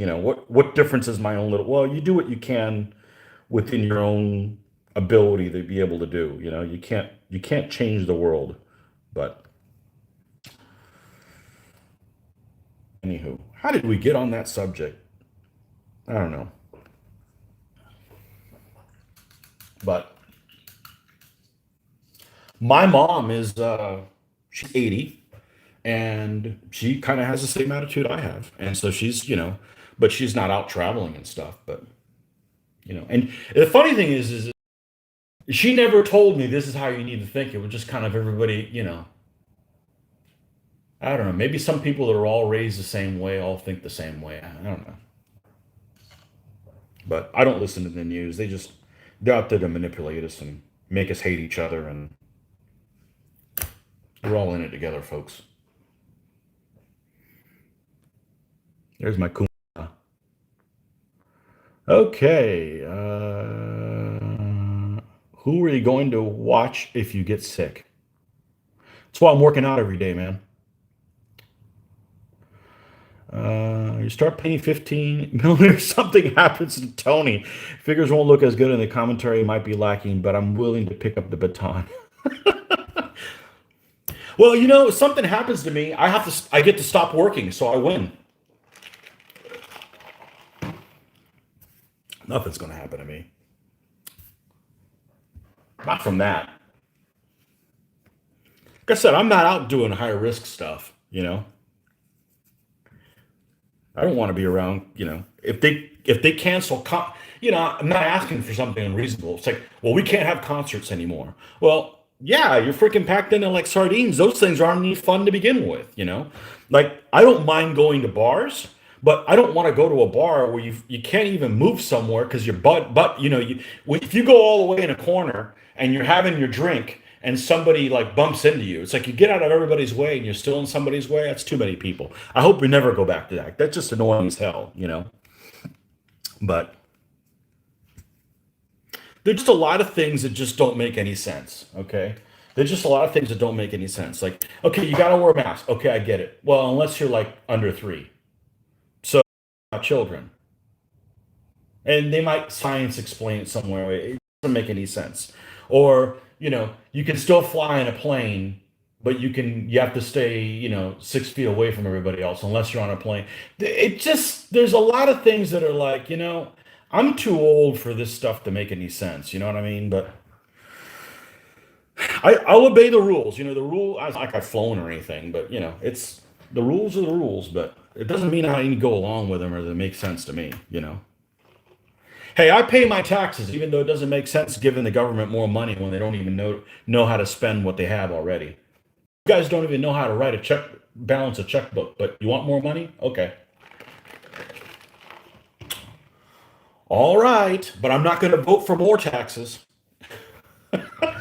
Just like I'm not going to vote for more restrictions, but oh well. I'm just a stupid painter here.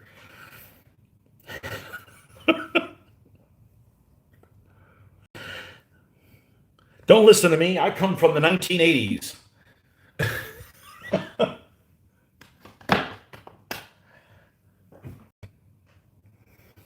All right.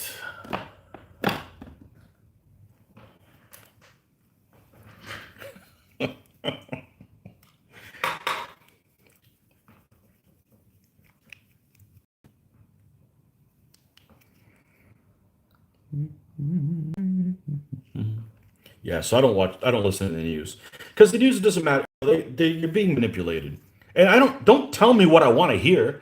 Tell me the freaking news. I'm a big boy. I can figure it out. You know, just give me the news. Oh, well, there's no money in that.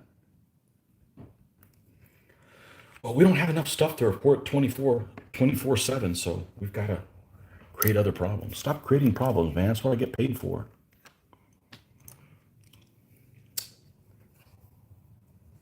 Okay.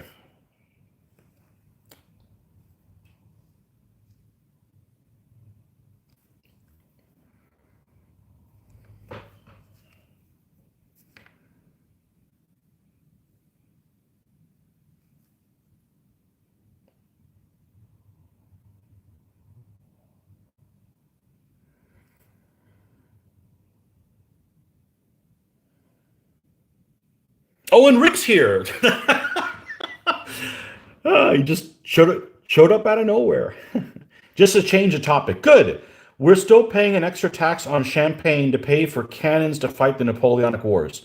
The war's over, but the tax is still going on. I think you guys should revolt. I think you should hang every one of them. That's why I could never be in politics. You know. Well, first of all, nothing would get done. And then it would get done, it would be somebody with an ulterior motive. It's like, no. No, I can't be in that environment. I think somebody said one time that politicians ought to be like NASCAR teams. You should have to wear a badge on everybody that they're being sponsored by.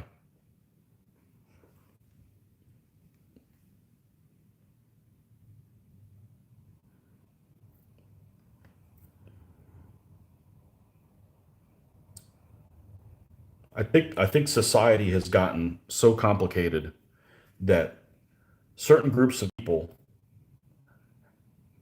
have made things so complicated, so they are absolutely necessary to the way things operate. So the outsiders, if they want to go in there and make a change, can't.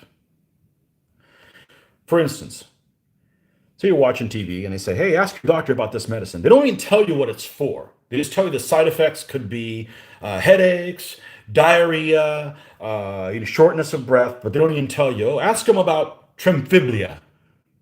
Well, what the hell's it for? Oh, but they have all the don't sue us because we warned you for, this, that, and the other. Well, why are you people asking for something that you don't even know what it's for? Things that don't make any sense.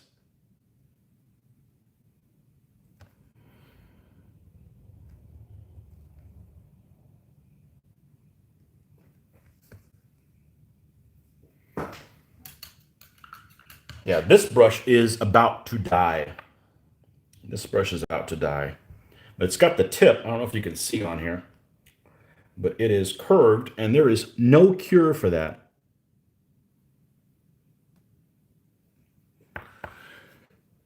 We're revolting, but we don't revolt because even the Kaiser gave us a social net, like pensions and health coverage, unions and welfare.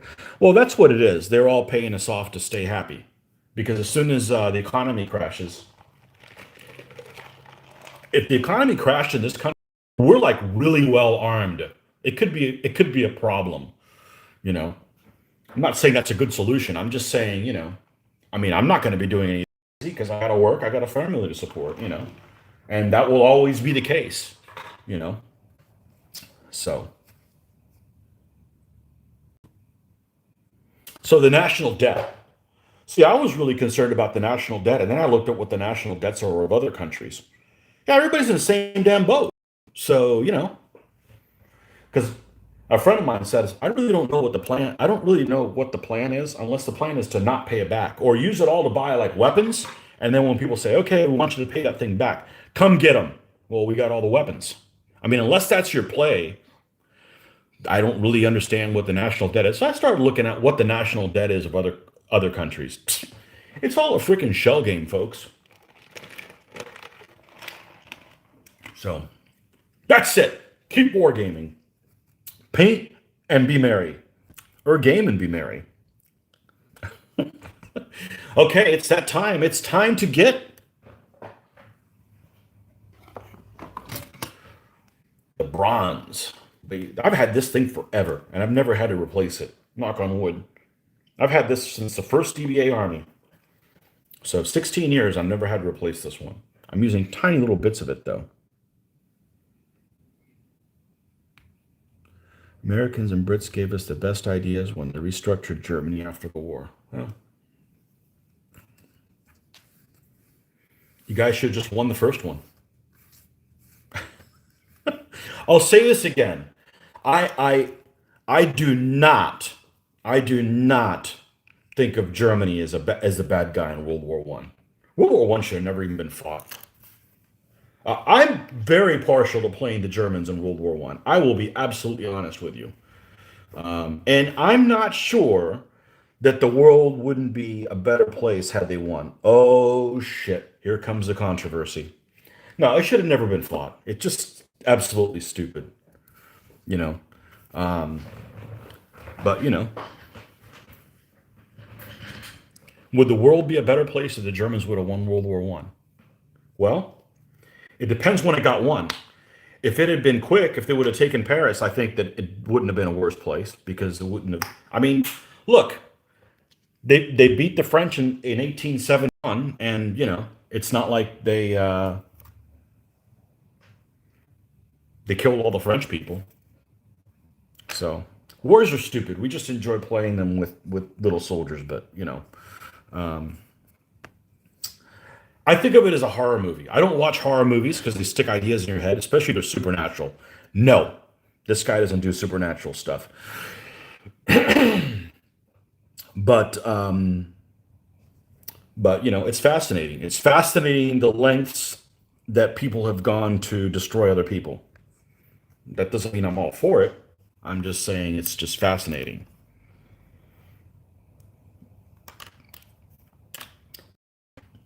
Like, for instance, Kennedy Space Center. It's in Florida, right? Have I ever been there? No. Why? I don't care about rockets. You put guns on them and I'm interested. But rockets that aren't armed, not interested. Doesn't mean I want to see people killed. It's more fascinating.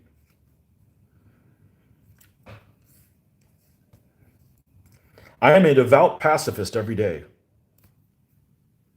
So when I play, I want to enslave people, conquer the world, take no prisoners, all that stuff that I can't do in real life, that I shouldn't do in real life. There we go.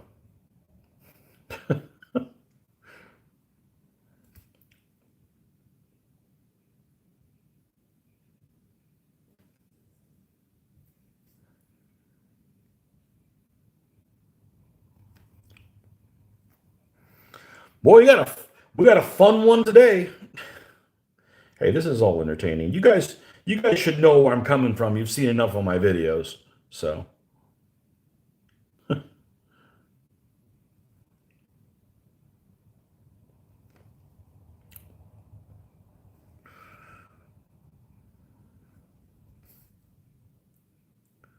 I am completely unedited. It is what it is. That's how I live my life. That's how I'm at work. I'm not a very salesy person.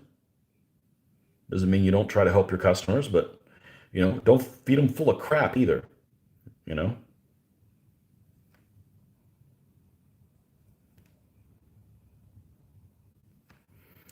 do as good a job as you can do at whatever you do. I firmly believe in that. Or don't do it. I'm going to try to paint as good as I can, or I'm not going to paint. You know, will there be somebody else that paints better than me? Absolutely. Is that, you know, is does that affect my ability to want to paint? No. It's like, oh, okay, that guy did that. I wonder how he did that. Oh, learn from him.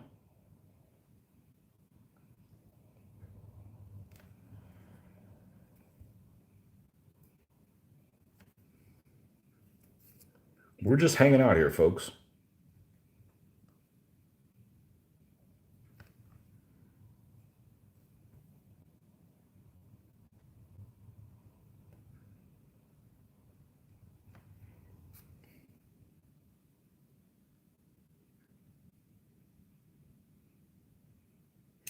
You think if the Germans had won the First World War, they probably would have given France back to the French.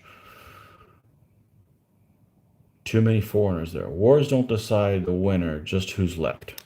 Yep.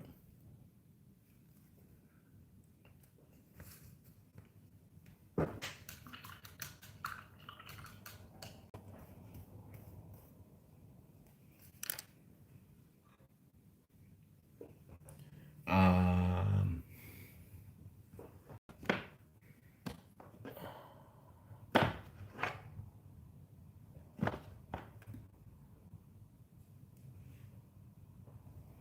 where is the white?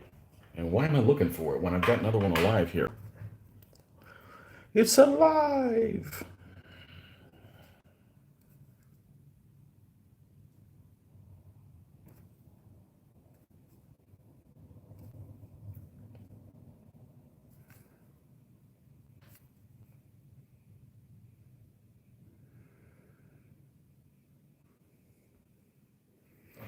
Champagne tax.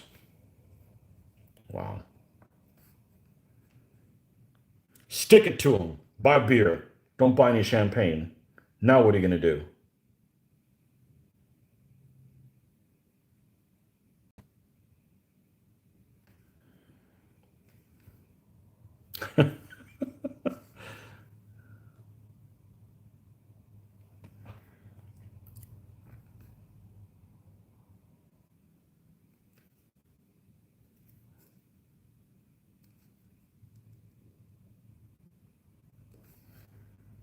That's one of those, I want to say that's one of those Confucius say type of things I came across one time.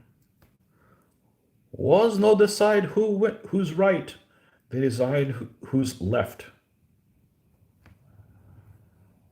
It sounds like one of those.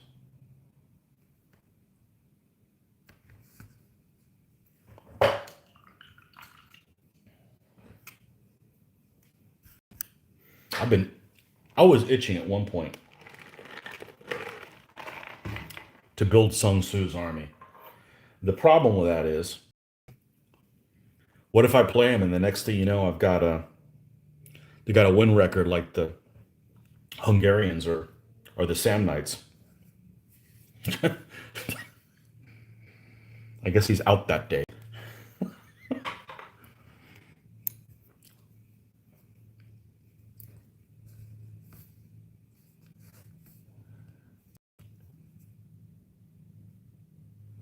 And I have to pull literally everything out of my ass because this stuff just doesn't exist.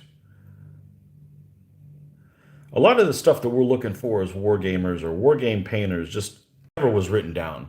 And then in some places it was written down. In some places like China, we're like, oh, we don't like how that is, so we'll burn all the books that have that in there.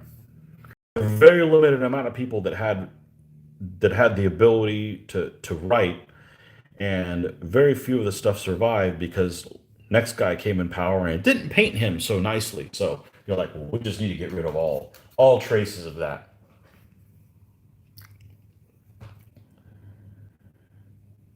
Okay, we've got oh, we better null this guy. Ah, we can do that later. We still got any of this metal alive?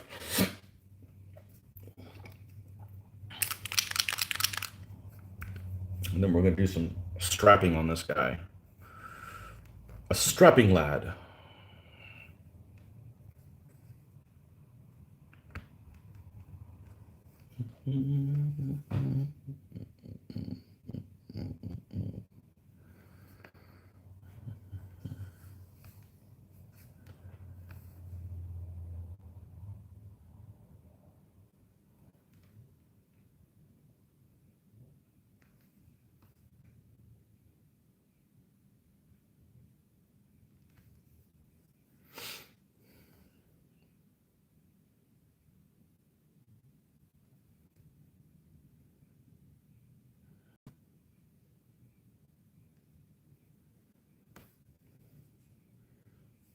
But to get back to the question, I don't think Fallen's going to happen in November. If I had to guess. But if it does, we won't be there. I mean, Fallen, Historicon. No. I mean, I hope it does. Just because I can't go to it doesn't mean like, well, if I can't go to the show, nobody can go. No, that's not me. You know,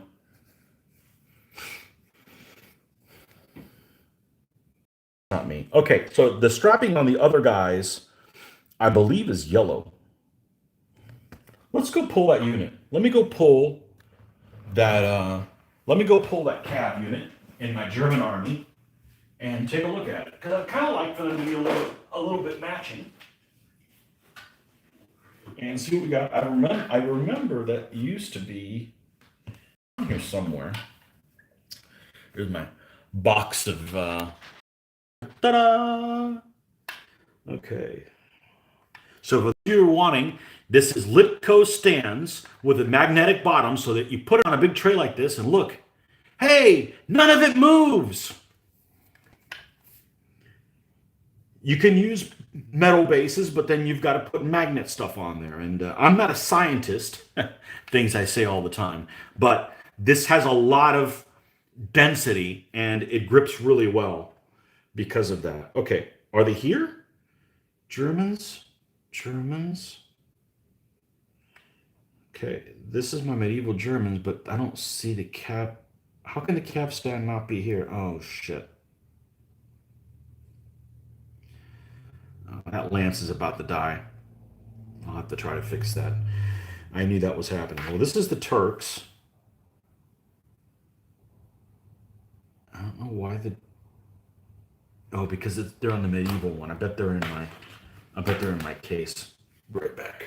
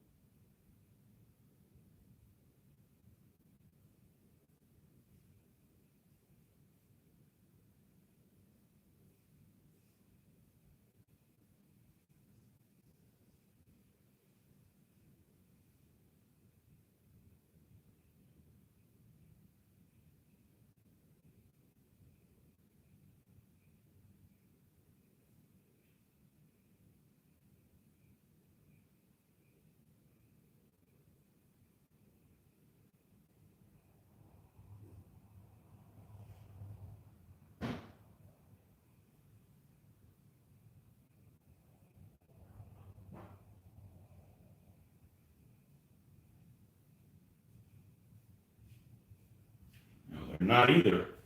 That's strange. No. No, they're right here. These guys right here.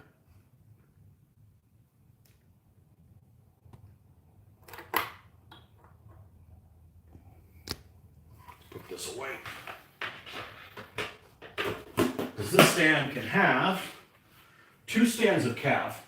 One of them is crossbow, and the other one is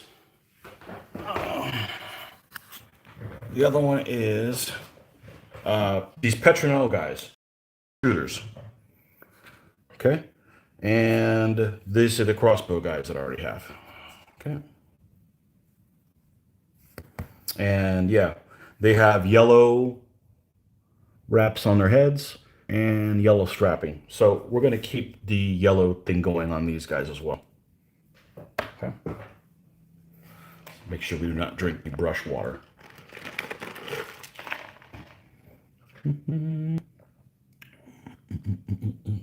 All right. So we're going to do the strapping in yellow on these guys as well. But I don't want the same yellow that is on the figure. The cover garment, because this is obviously a leather color or something like that, so it's going to be different. So let's, instead of using that same yellow, we're going to use one that's maybe a little bit less bright. Well, that's not it. It was this color that I wanted to grab. There we go. This one.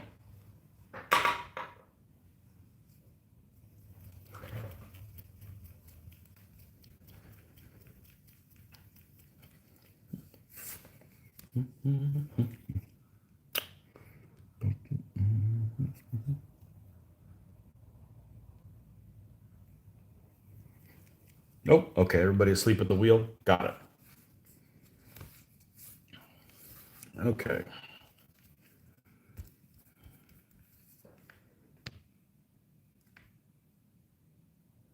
Does this have a mixing ball in it? I bet it doesn't, but this is a watery ass color anyways. Let's I don't think it does. Let's clean that off. So when we pull this off, come on. Oh yeah, it's just plugged up with all kinds of stuff. Mixing ball's not going to help with that. What we need to do is, I could probably use an old brush.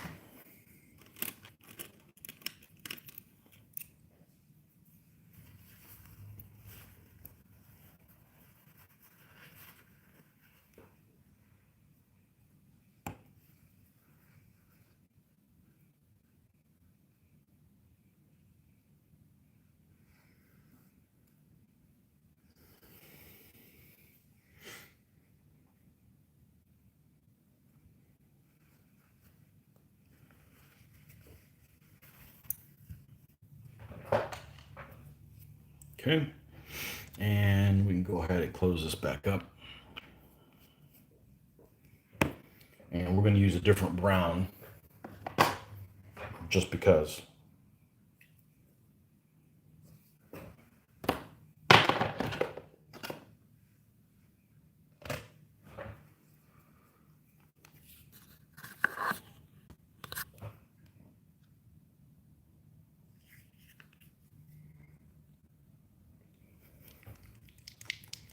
Mr. Beckus, the man from tomorrow, because it's tomorrow where you're at. Welcome, welcome. Happy Easter. The man from tomorrow.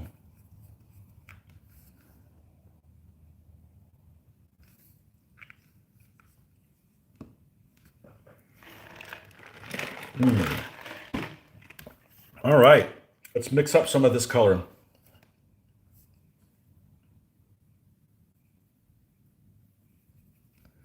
It's going to look very gray. That's all right.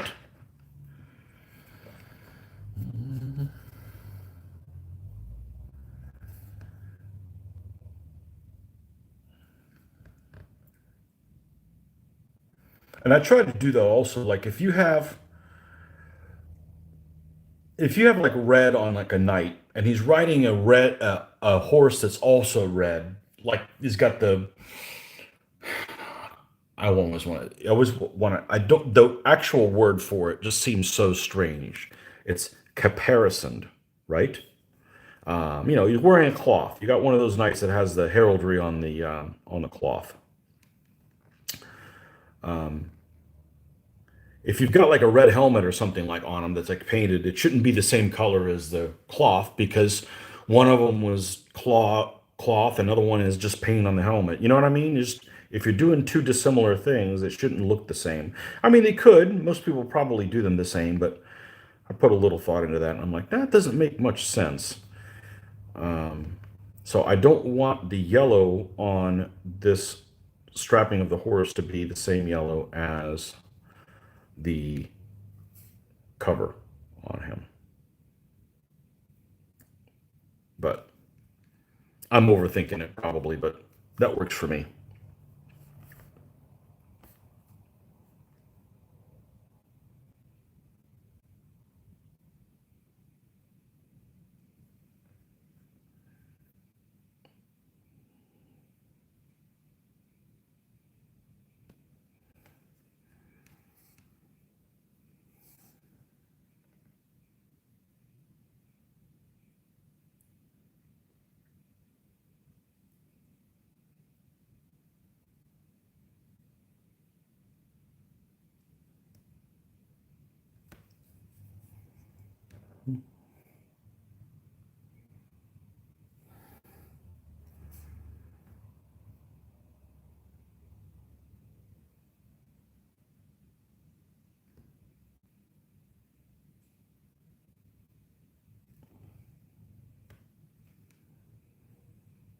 Well, I'm not sure where this strap goes after that.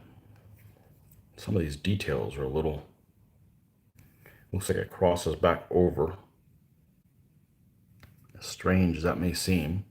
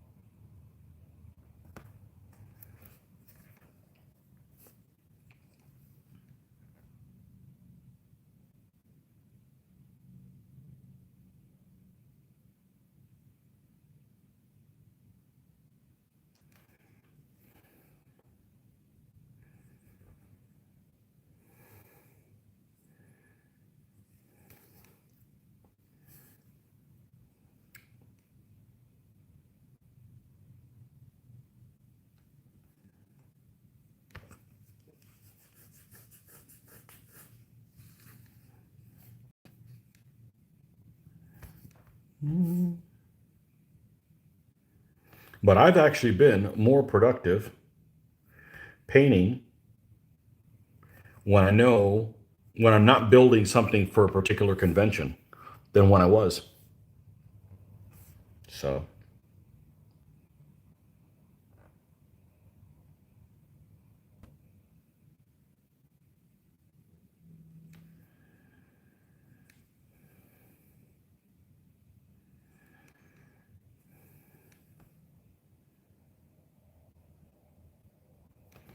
all right, we got to go to a smaller, more precise brush than this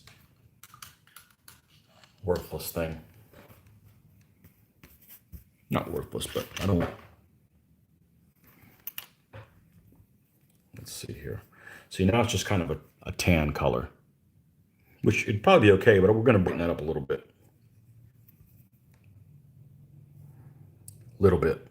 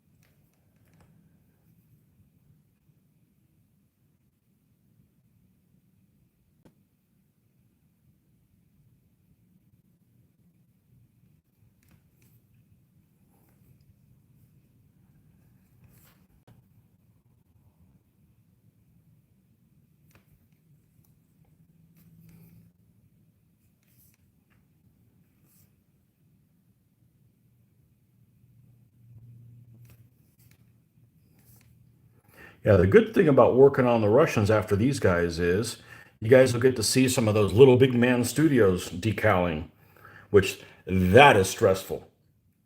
I've done it successfully, but whew, it is not forgiving. You got to get it right the first time or the decal's blown.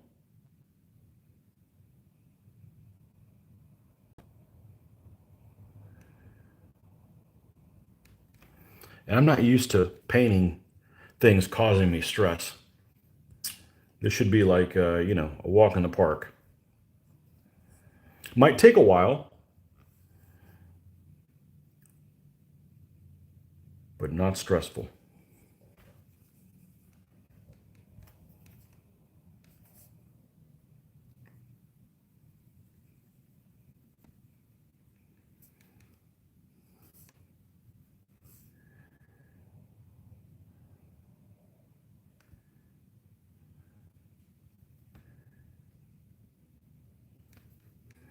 I really need to make an effort on Monday when we go game not to stay till freaking midnight 30.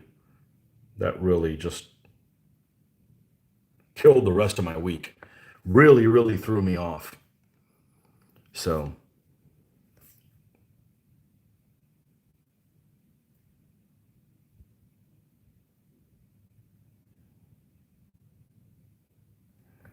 I'm already gaming once a week, and in some ways it's already too much. So,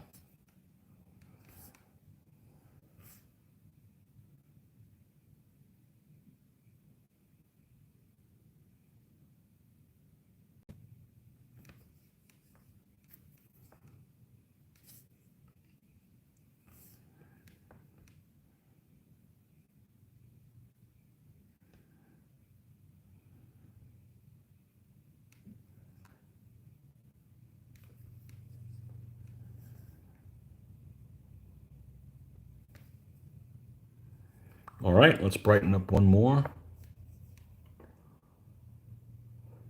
You were afraid of those Little Big Man Studios decals for my Vikings and found them much easier to do than I thought. Everyone worked, and I had decals for Essex figures, but used them on Boeda figures. Boeda.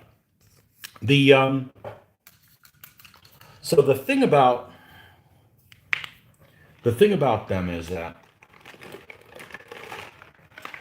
when I put the first one on, you could see silvering. And I'm like, man, this is gonna look like crap. I mean, the decals are beautiful. There was never in doubt. And then I had places where the center boss, was cut around it, but it wasn't a clean cut. It was still kind of like almost like it was jagged. So I'm like, well, I can't really do anything with that. So I just followed the steps, and it didn't look great. And then I did my gloss coat, and then when I did the flat, it flattened those decals completely, and they look really good. They don't look hand. They almost look too good because you'd have to hire Michelangelo to do the decals on it. It looked much better than anybody would have been able to do at the time, but that's fine. You know, they turn out okay, but I wish there were water slide where you can put them on there and then just slide it exactly where it needs to be instead of it doing blind from the backside. But I don't know why they decided to do it that way, but that's what they are, and they work just fine. But they're stress inducing from the standpoint of whether or not they were going to turn out okay, and you can't move them. You painted the edging and bosses after I placed the decal. The problem with that is you got to make sure the paint is really, really dry.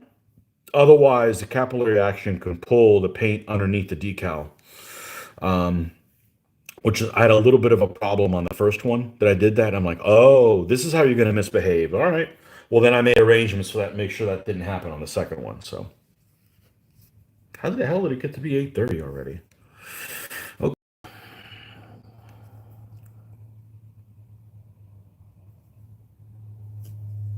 I didn't even have dinner. Oh well.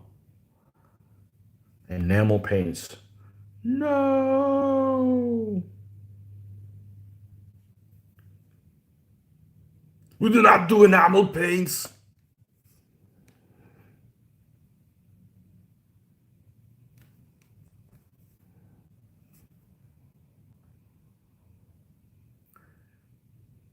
I was just more careful the second time. It turned out all fine in the first one. I just had a scare. Drink. No. Okay. It's coffee water.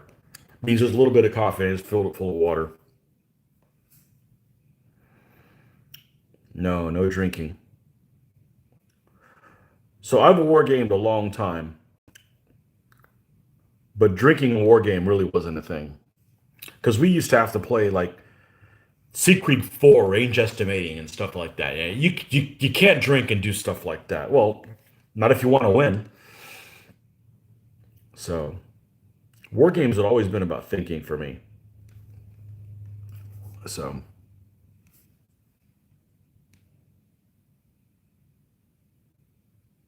I'll say it again. I need to drink at work. If I can't drink at work, well, then I don't need to drink anywhere else.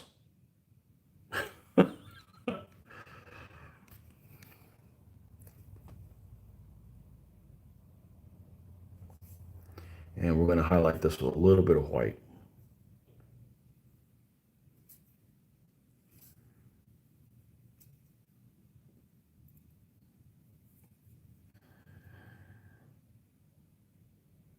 Yeah, so drinking and playing war games really just still kind of alien to me, even though, that's kind of what we do. It's because it's social. I don't drink here alone.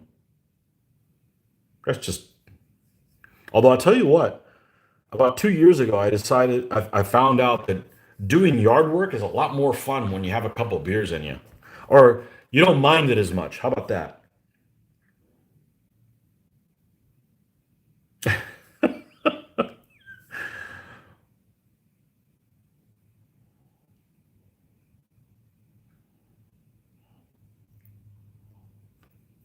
It's almost time to do that nonsense every other week. Another reason I like winter. I don't know why people like summer, man. You got to mow lawn and all that kind of stuff. Be hot, bugs. I mean, sure, summer's great if you're wet, but here, landlocked, no.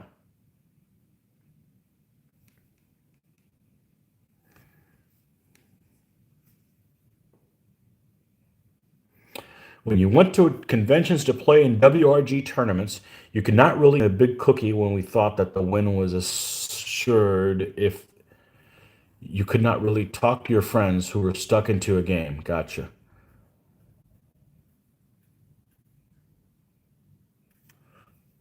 Give them a cookie.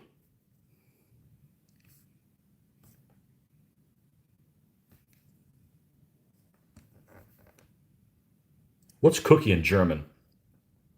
I know. It's going to be 27 letters long. And it's going to end in something fuffle or cluffle or something like that.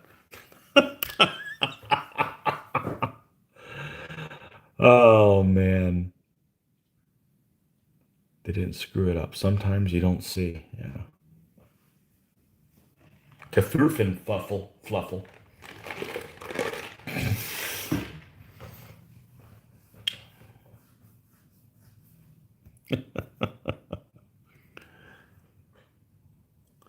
Actually, that sounds like German for marshmallow or something.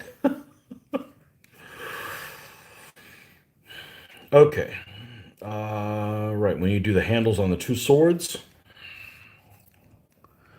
we've been doing some kind of gray for that lately. Well, that's not the latest and greatest white. Where is it? There. Got teeth that would have bit me.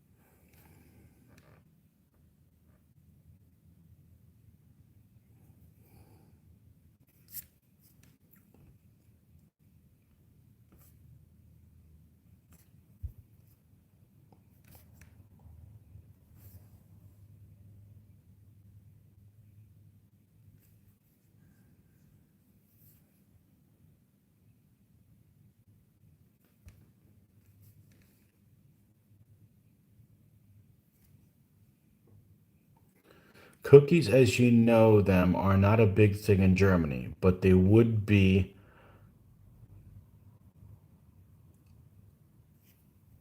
Plätzchen. Plätzchen. Plätzchen. So Chen is yen, huh?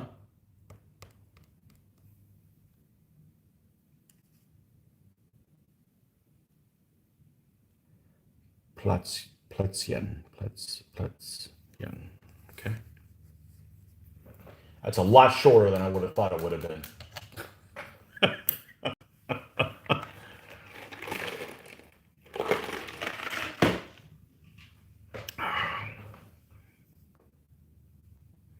Common at Christmas.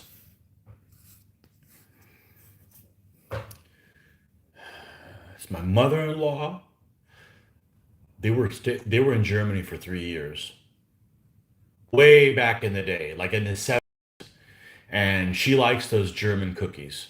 She likes they have that allspice, whatever that type of taste. I can't. I don't like that stuff. Like gingerbread type allspice type thing. I don't really care for that. Fruitcake tasting things, no. And I think they're like covered in chocolate, so like double whammy for me. Nope. No.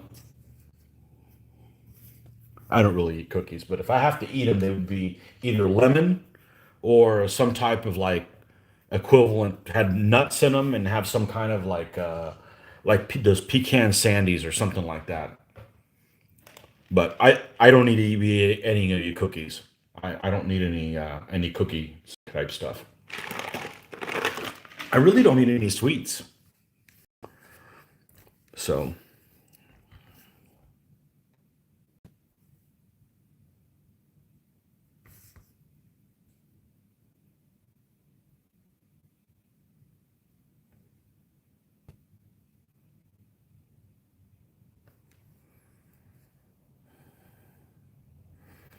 okay, we got straps on the horse now. So what I'd normally be doing is I have been making a darker shade of the same strapping to do the horse. I don't think I'm going to do that. I don't want this to be yellowy at all. Let's just grab another color that we already have out here because I'm lazy and I really don't want to mix out another color just for that silly thing. I got it. Well, you spelled it phonetically for me. Plätzchen. Even though it looks like it'd be Plätzchen. Plätzchen. Plätzchen. Where is my Plätzchen? I want it now! It's a real competition to bake cookies at Christmas time. You go for variety, and some are really complicated. Okay.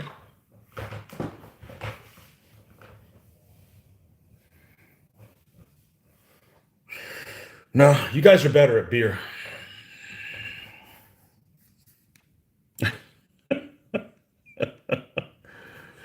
The land of beer.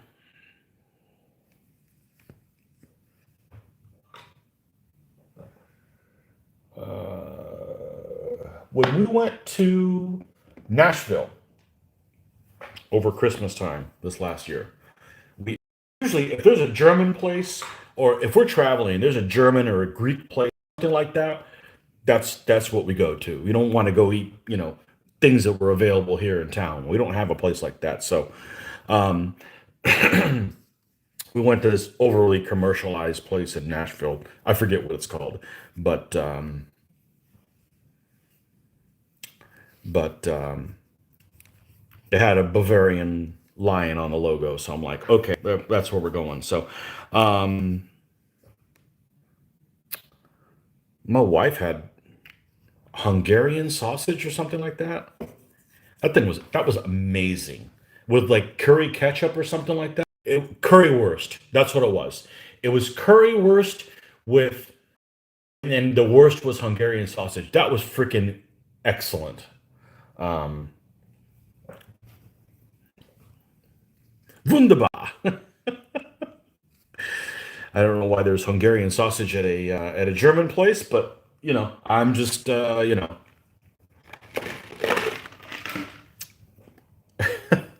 I just passing through, but that was excellent.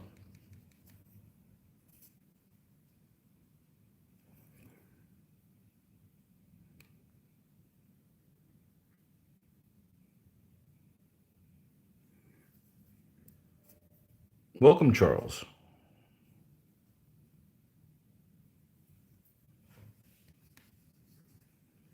Oh, you posted your name and then you retracted it. That's okay. Welcome, welcome. We're just hanging out and painting. Almost done with this guy.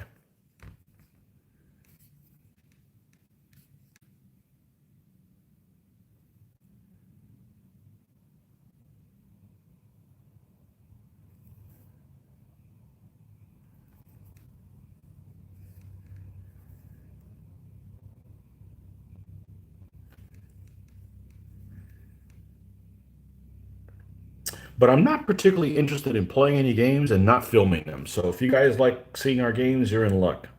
Can't guarantee we're going to be playing all the time, but probably going to be filming them no matter what. Just too many interesting things happen. Um, we had that Napoleon in Europe game where I ended up playing the Austrians. That just you would have had to see it to believe the ass whooping that I just dealt on everybody else. They're never going to live that down. We're like picking sides. And I'll play the Austrians. I'm partial to Habsburgs, anyways. You know, since they were kings of Spain too at one point. So I'll play the. We played a scenario with like the French, the Austrians, the Russians, and the Prussians. So we're like all supposed to gang up on the French. So the French attack me, and they got their ass beat. So then the Prussians thought, oh, I've been weakened, and they come after me, and I whooped their ass too. And then the Russians came after me again, and they got their ass. It was like it was unbelievable. It was just some insane die rolling. This is kind of like an Axis and Allies type of game that it has some aspects of politics and stuff, things like that in there. Kind of light, but yeah, I'm like, we got to film all our games. Just too many crazy things happened that you wouldn't even believe. Every area thinks they have the absolute best sausage, and they are right. Currywurst with fries is a national favorite. Yeah, I think they called it curry ketchup, which to me, the absolutely worst thing you could give me that's, not some disgusting meat product that you're not supposed to be eating anyways, is ketchup. I absolutely detest ketchup. Like just standard ketchup. Can't stand it. If somebody's next to me eating it, just forget it. I think it's the only tomato thing that I won't touch, and I think it's because there's some sugar in it, and then there's white vinegar, and when the sugar and the white vinegar get together, it is just a smell that I cannot stand. Absolutely, just absolutely horrible stuff. I like cocktail sauce. Everything else is tomato based, no problem. But yeah, so when you call something curry ketchup or something like that, I'm like, no, no, I don't know about this, but yeah, I like curry things a lot. So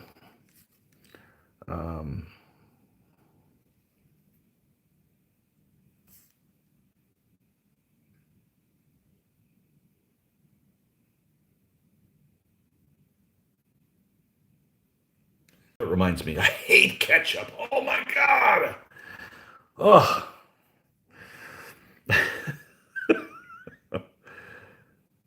Oh, and I know so many people that love it, but then they can't eat tomatoes. I'm like, you can eat tomatoes like apples. Come on. Tomatoes are awesome.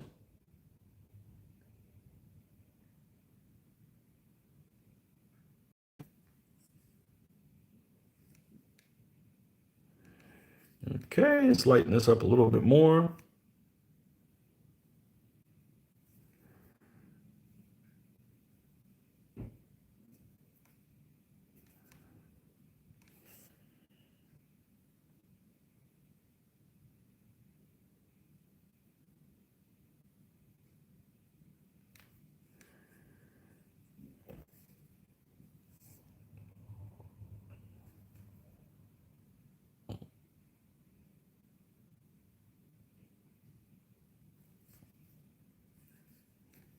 Maybe a little bit more, bring it up.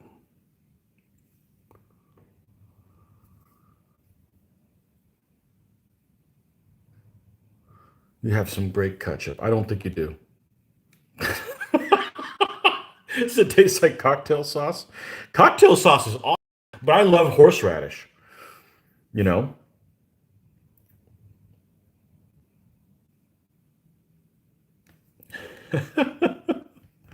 And yes, I've had mayonnaise on fries or whatever. That's what is that, a Dutch thing or something like that?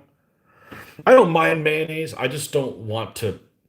It's one of those things that if I'm eating something and it already has it, I'm good. I'm just not going to voluntarily put it on it because it's not healthy for you. You know, it's got stuff in there I shouldn't be eating. So, and so if you have too much of it, it can be a little revolting. But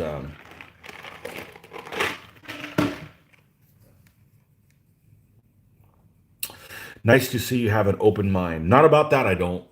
Hell no. I'm actually really good about food. I eat all my vegetables. Never had a rutabaga though. They don't have those in this part of the world. Fries with mayo and diced raw onions. Well, the problem with raw onions is everybody that lives in the same household has to be eating the raw onions as well. You can't be the only one not having it because it'll be like, you will be shunned. Um, you'll have to go live in separate quarters. So you just got to talk everybody into having it as well. All right, it's non-oil time, I believe. No, let's see. It's a Dutch thing.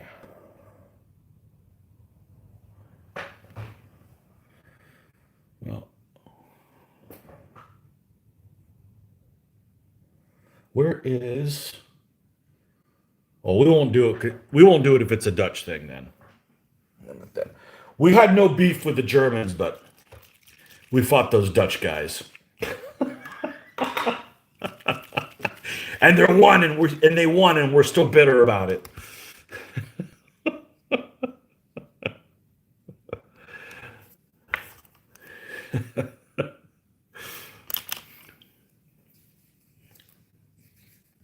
All right, let's put some Nolan oil. I don't have anything against the Dutch. It's just fun to talk about that stuff.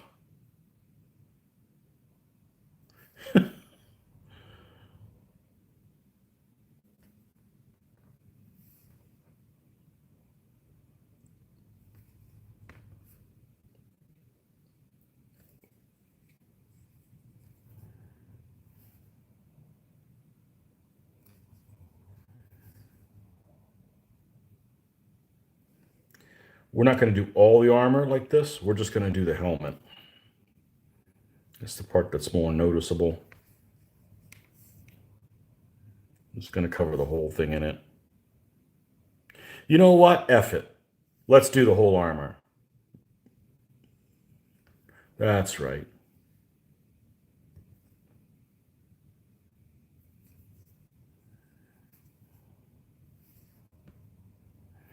Oh, we have the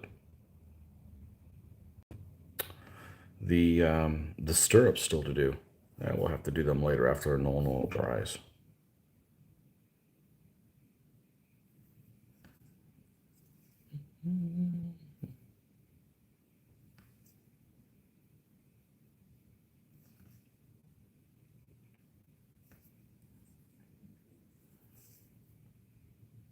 Oh, I forgot one part too. The chin. So this guy's got a Saleh type helmet. So underneath it is this chin protruding. We need to do that. Yeah, these guys don't paint fast. There's a lot of different nooks and crannies and things that we need to add to them. But, it makes them look interesting. A German crosses the border into Holland, and the guard asks him for his passport and asks occupation. The man responds, no, just visiting. There you go.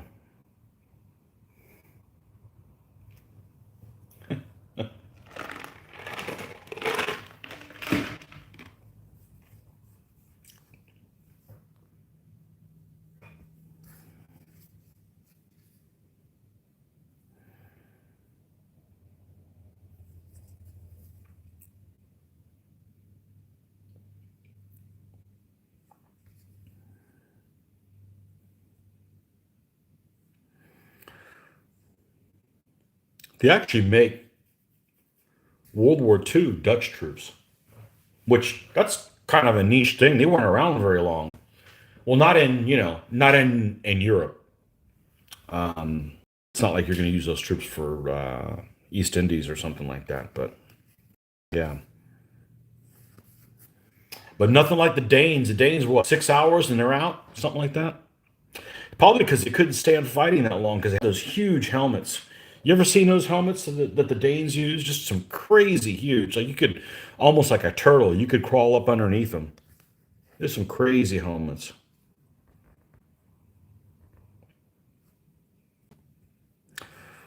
Right, so we're going to do the chinny chin chin. All right, it's time to get out the old flesh mix. I don't know if there's a music. I wonder if there's a music station called the Flesh Mix. It would mean something else, though. Stripper music.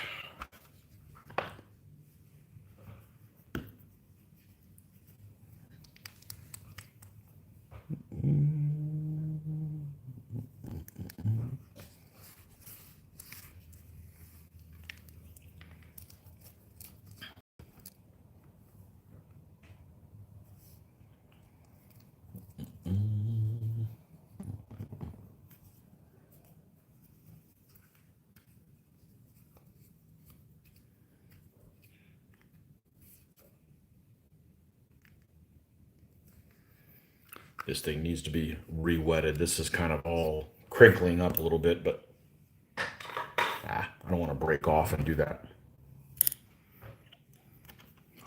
I don't feel like doing that. Where is...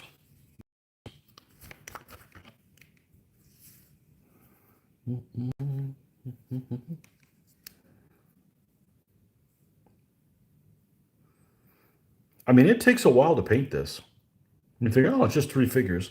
Well, yeah, if I want to just slop it on there, but I'm having a good time. I'm conversating. I'm being conversonary. It's my own Bushisms. I make up words as they go.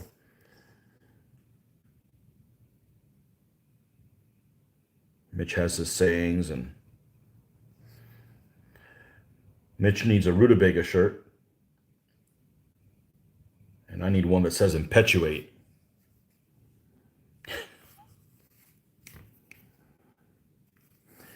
Things that I say that I would never write.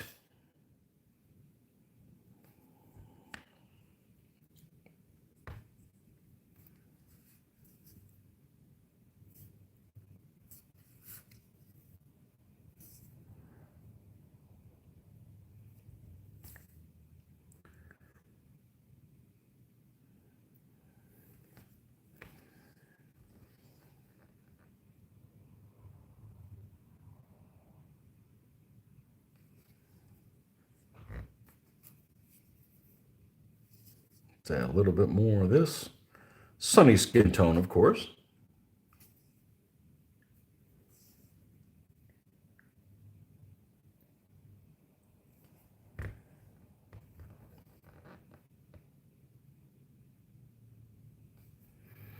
So, I could have just as easily painted all of these guys at the same time, all three of them, but I just lose interest because it takes 3 times as long to see the results.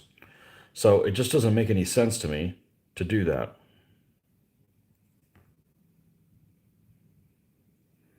Okay, stirrup time. We're going to pick a light color. I probably picked the same color that we used for the, wait a second. Did I just sell myself short? Let's get the white out here.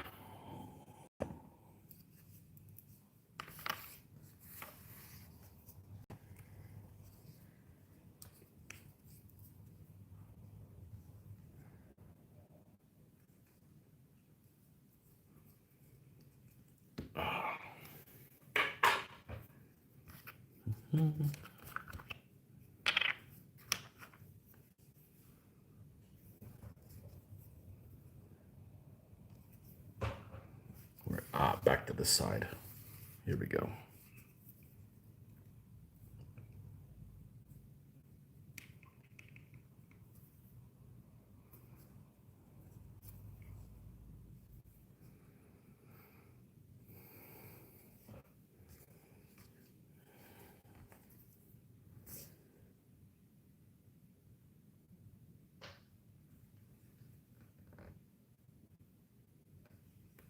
right, that'll work.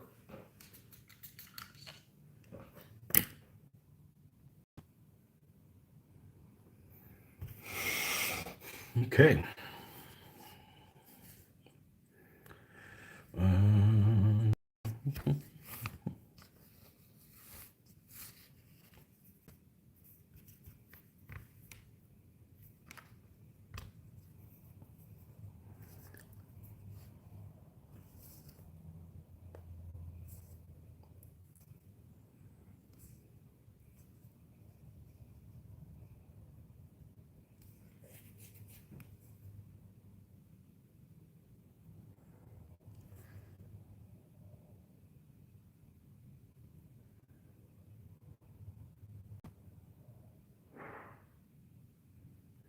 This guy's got a floating stirrup. He has the bottom of a stirrup, but none of the part that goes above it. So I just have to pretend that it's there and then paint it accordingly. You got to do that on some manufacturers. I like Old Glory, but sometimes the straps on the back of Old Glory, like it'll disappear. Like you'll have it on one place and then it won't be on the opposite side. Just stuff like that. Really minor things, but it's gonna have to keep your eyes open for it.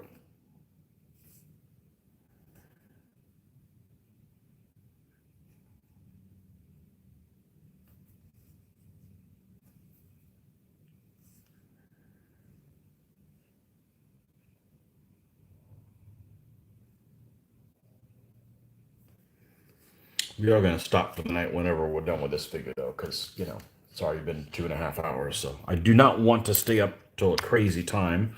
Hopefully, because I'm still want to be up here in the morning. So. Okay, I think the Nuln Oil has dried enough for that. So let's go back with two different things. We're going to highlight the gun with this iron warriors. Okay, and then we will do the rest of the guy with the other stuff. Yeah, we'll use this. We'll use the precision brush.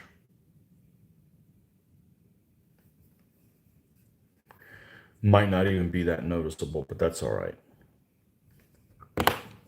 We know we did it. Okay, and then the other color is the one I mistakenly transferred over onto this thing. Let's put some over on that side.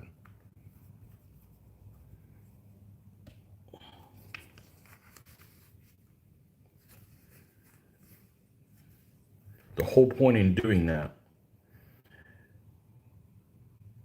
had been to avoid the bottle getting messy, and it still happened anyways.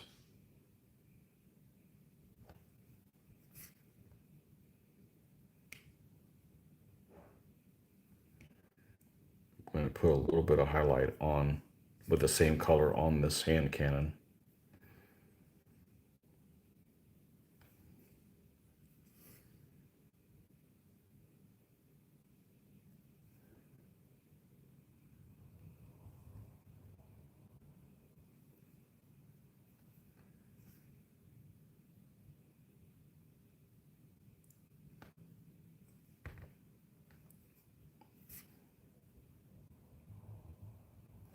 And then we're going to go up a level to, I believe I don't even remember. I don't remember what these orc names. These paints have all these orc type names. Ironbreaker.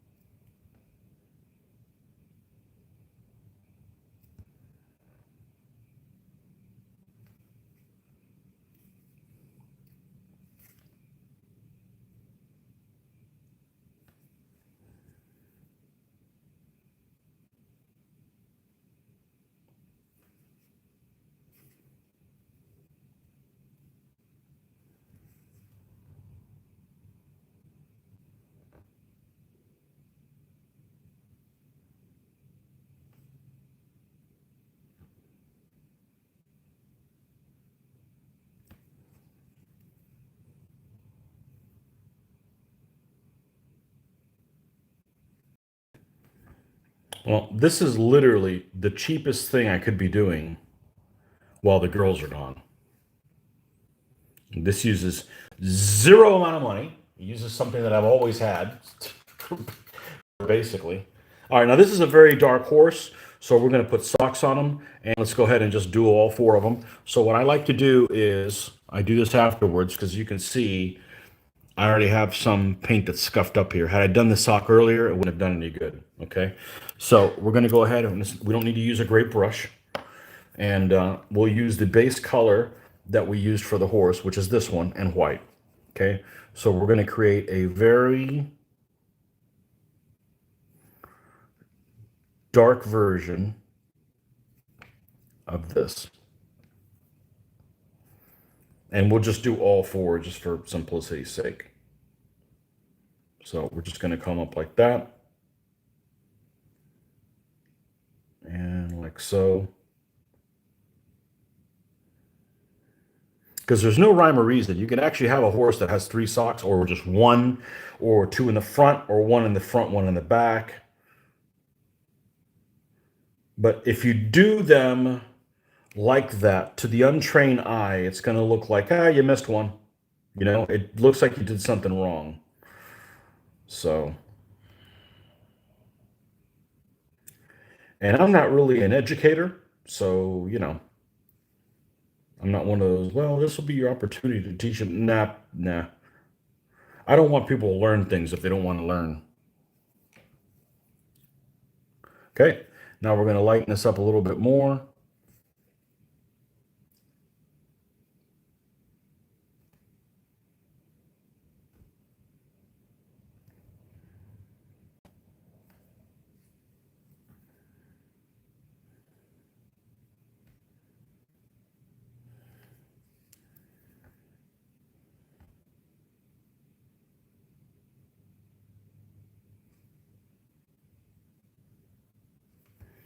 And now pure white.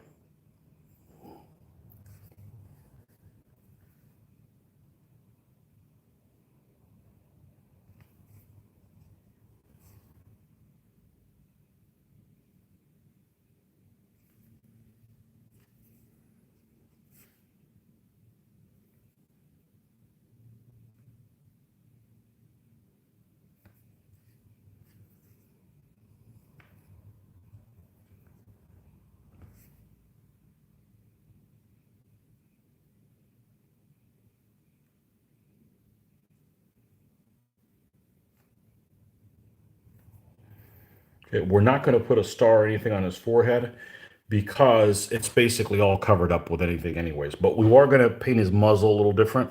So we're going to come back here to this dark color that we had and see if we can avoid painting the nostrils.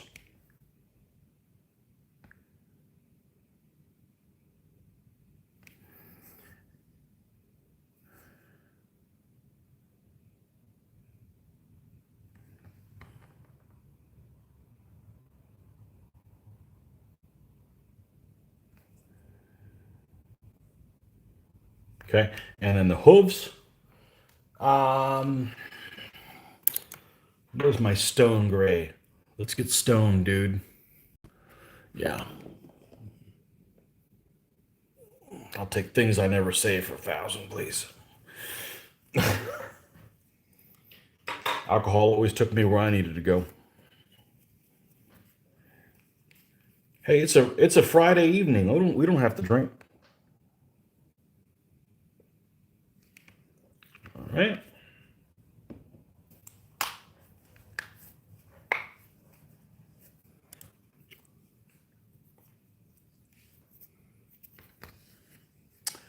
All right. Let's get black. This color here.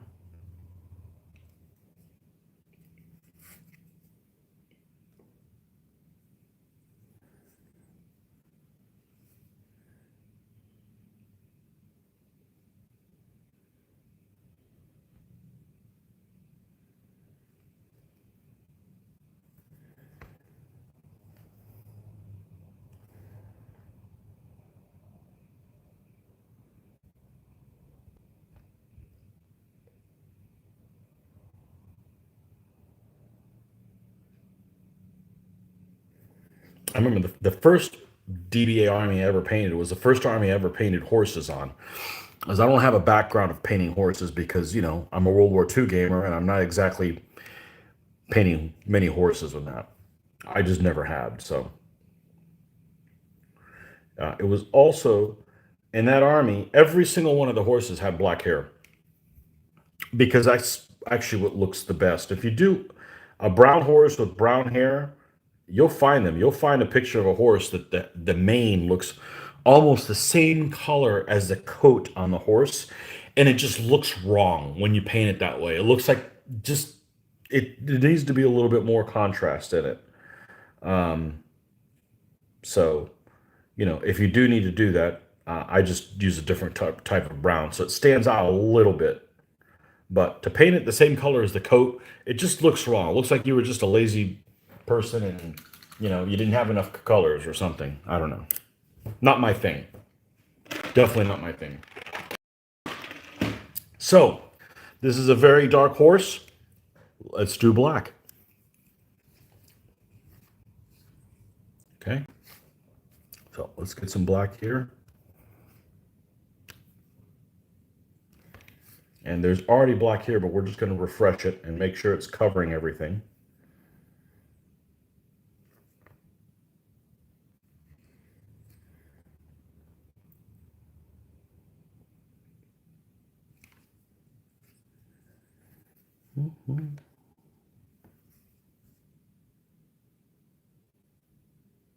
Hey, we got to do a lot of painting this weekend to make up for last weekend where we didn't do any.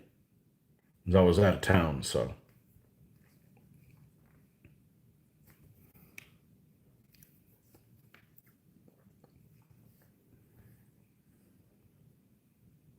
Certainly we can get another guy done tomorrow and another guy on Sunday, and then these guys are done. That is not much to ask.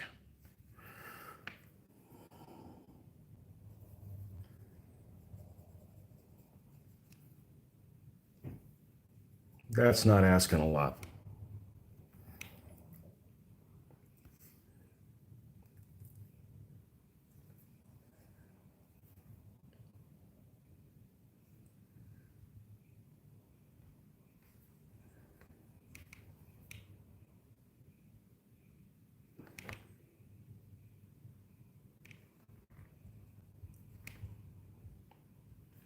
Okay, there you have it. Oh, you know what? There we go. It's a little color, a little bit of the brighter color there on the hoof. Make it stand out.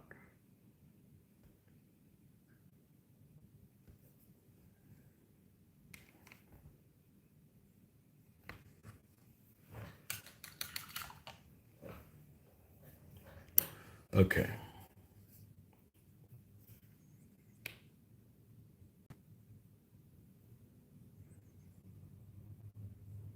And he kind of looks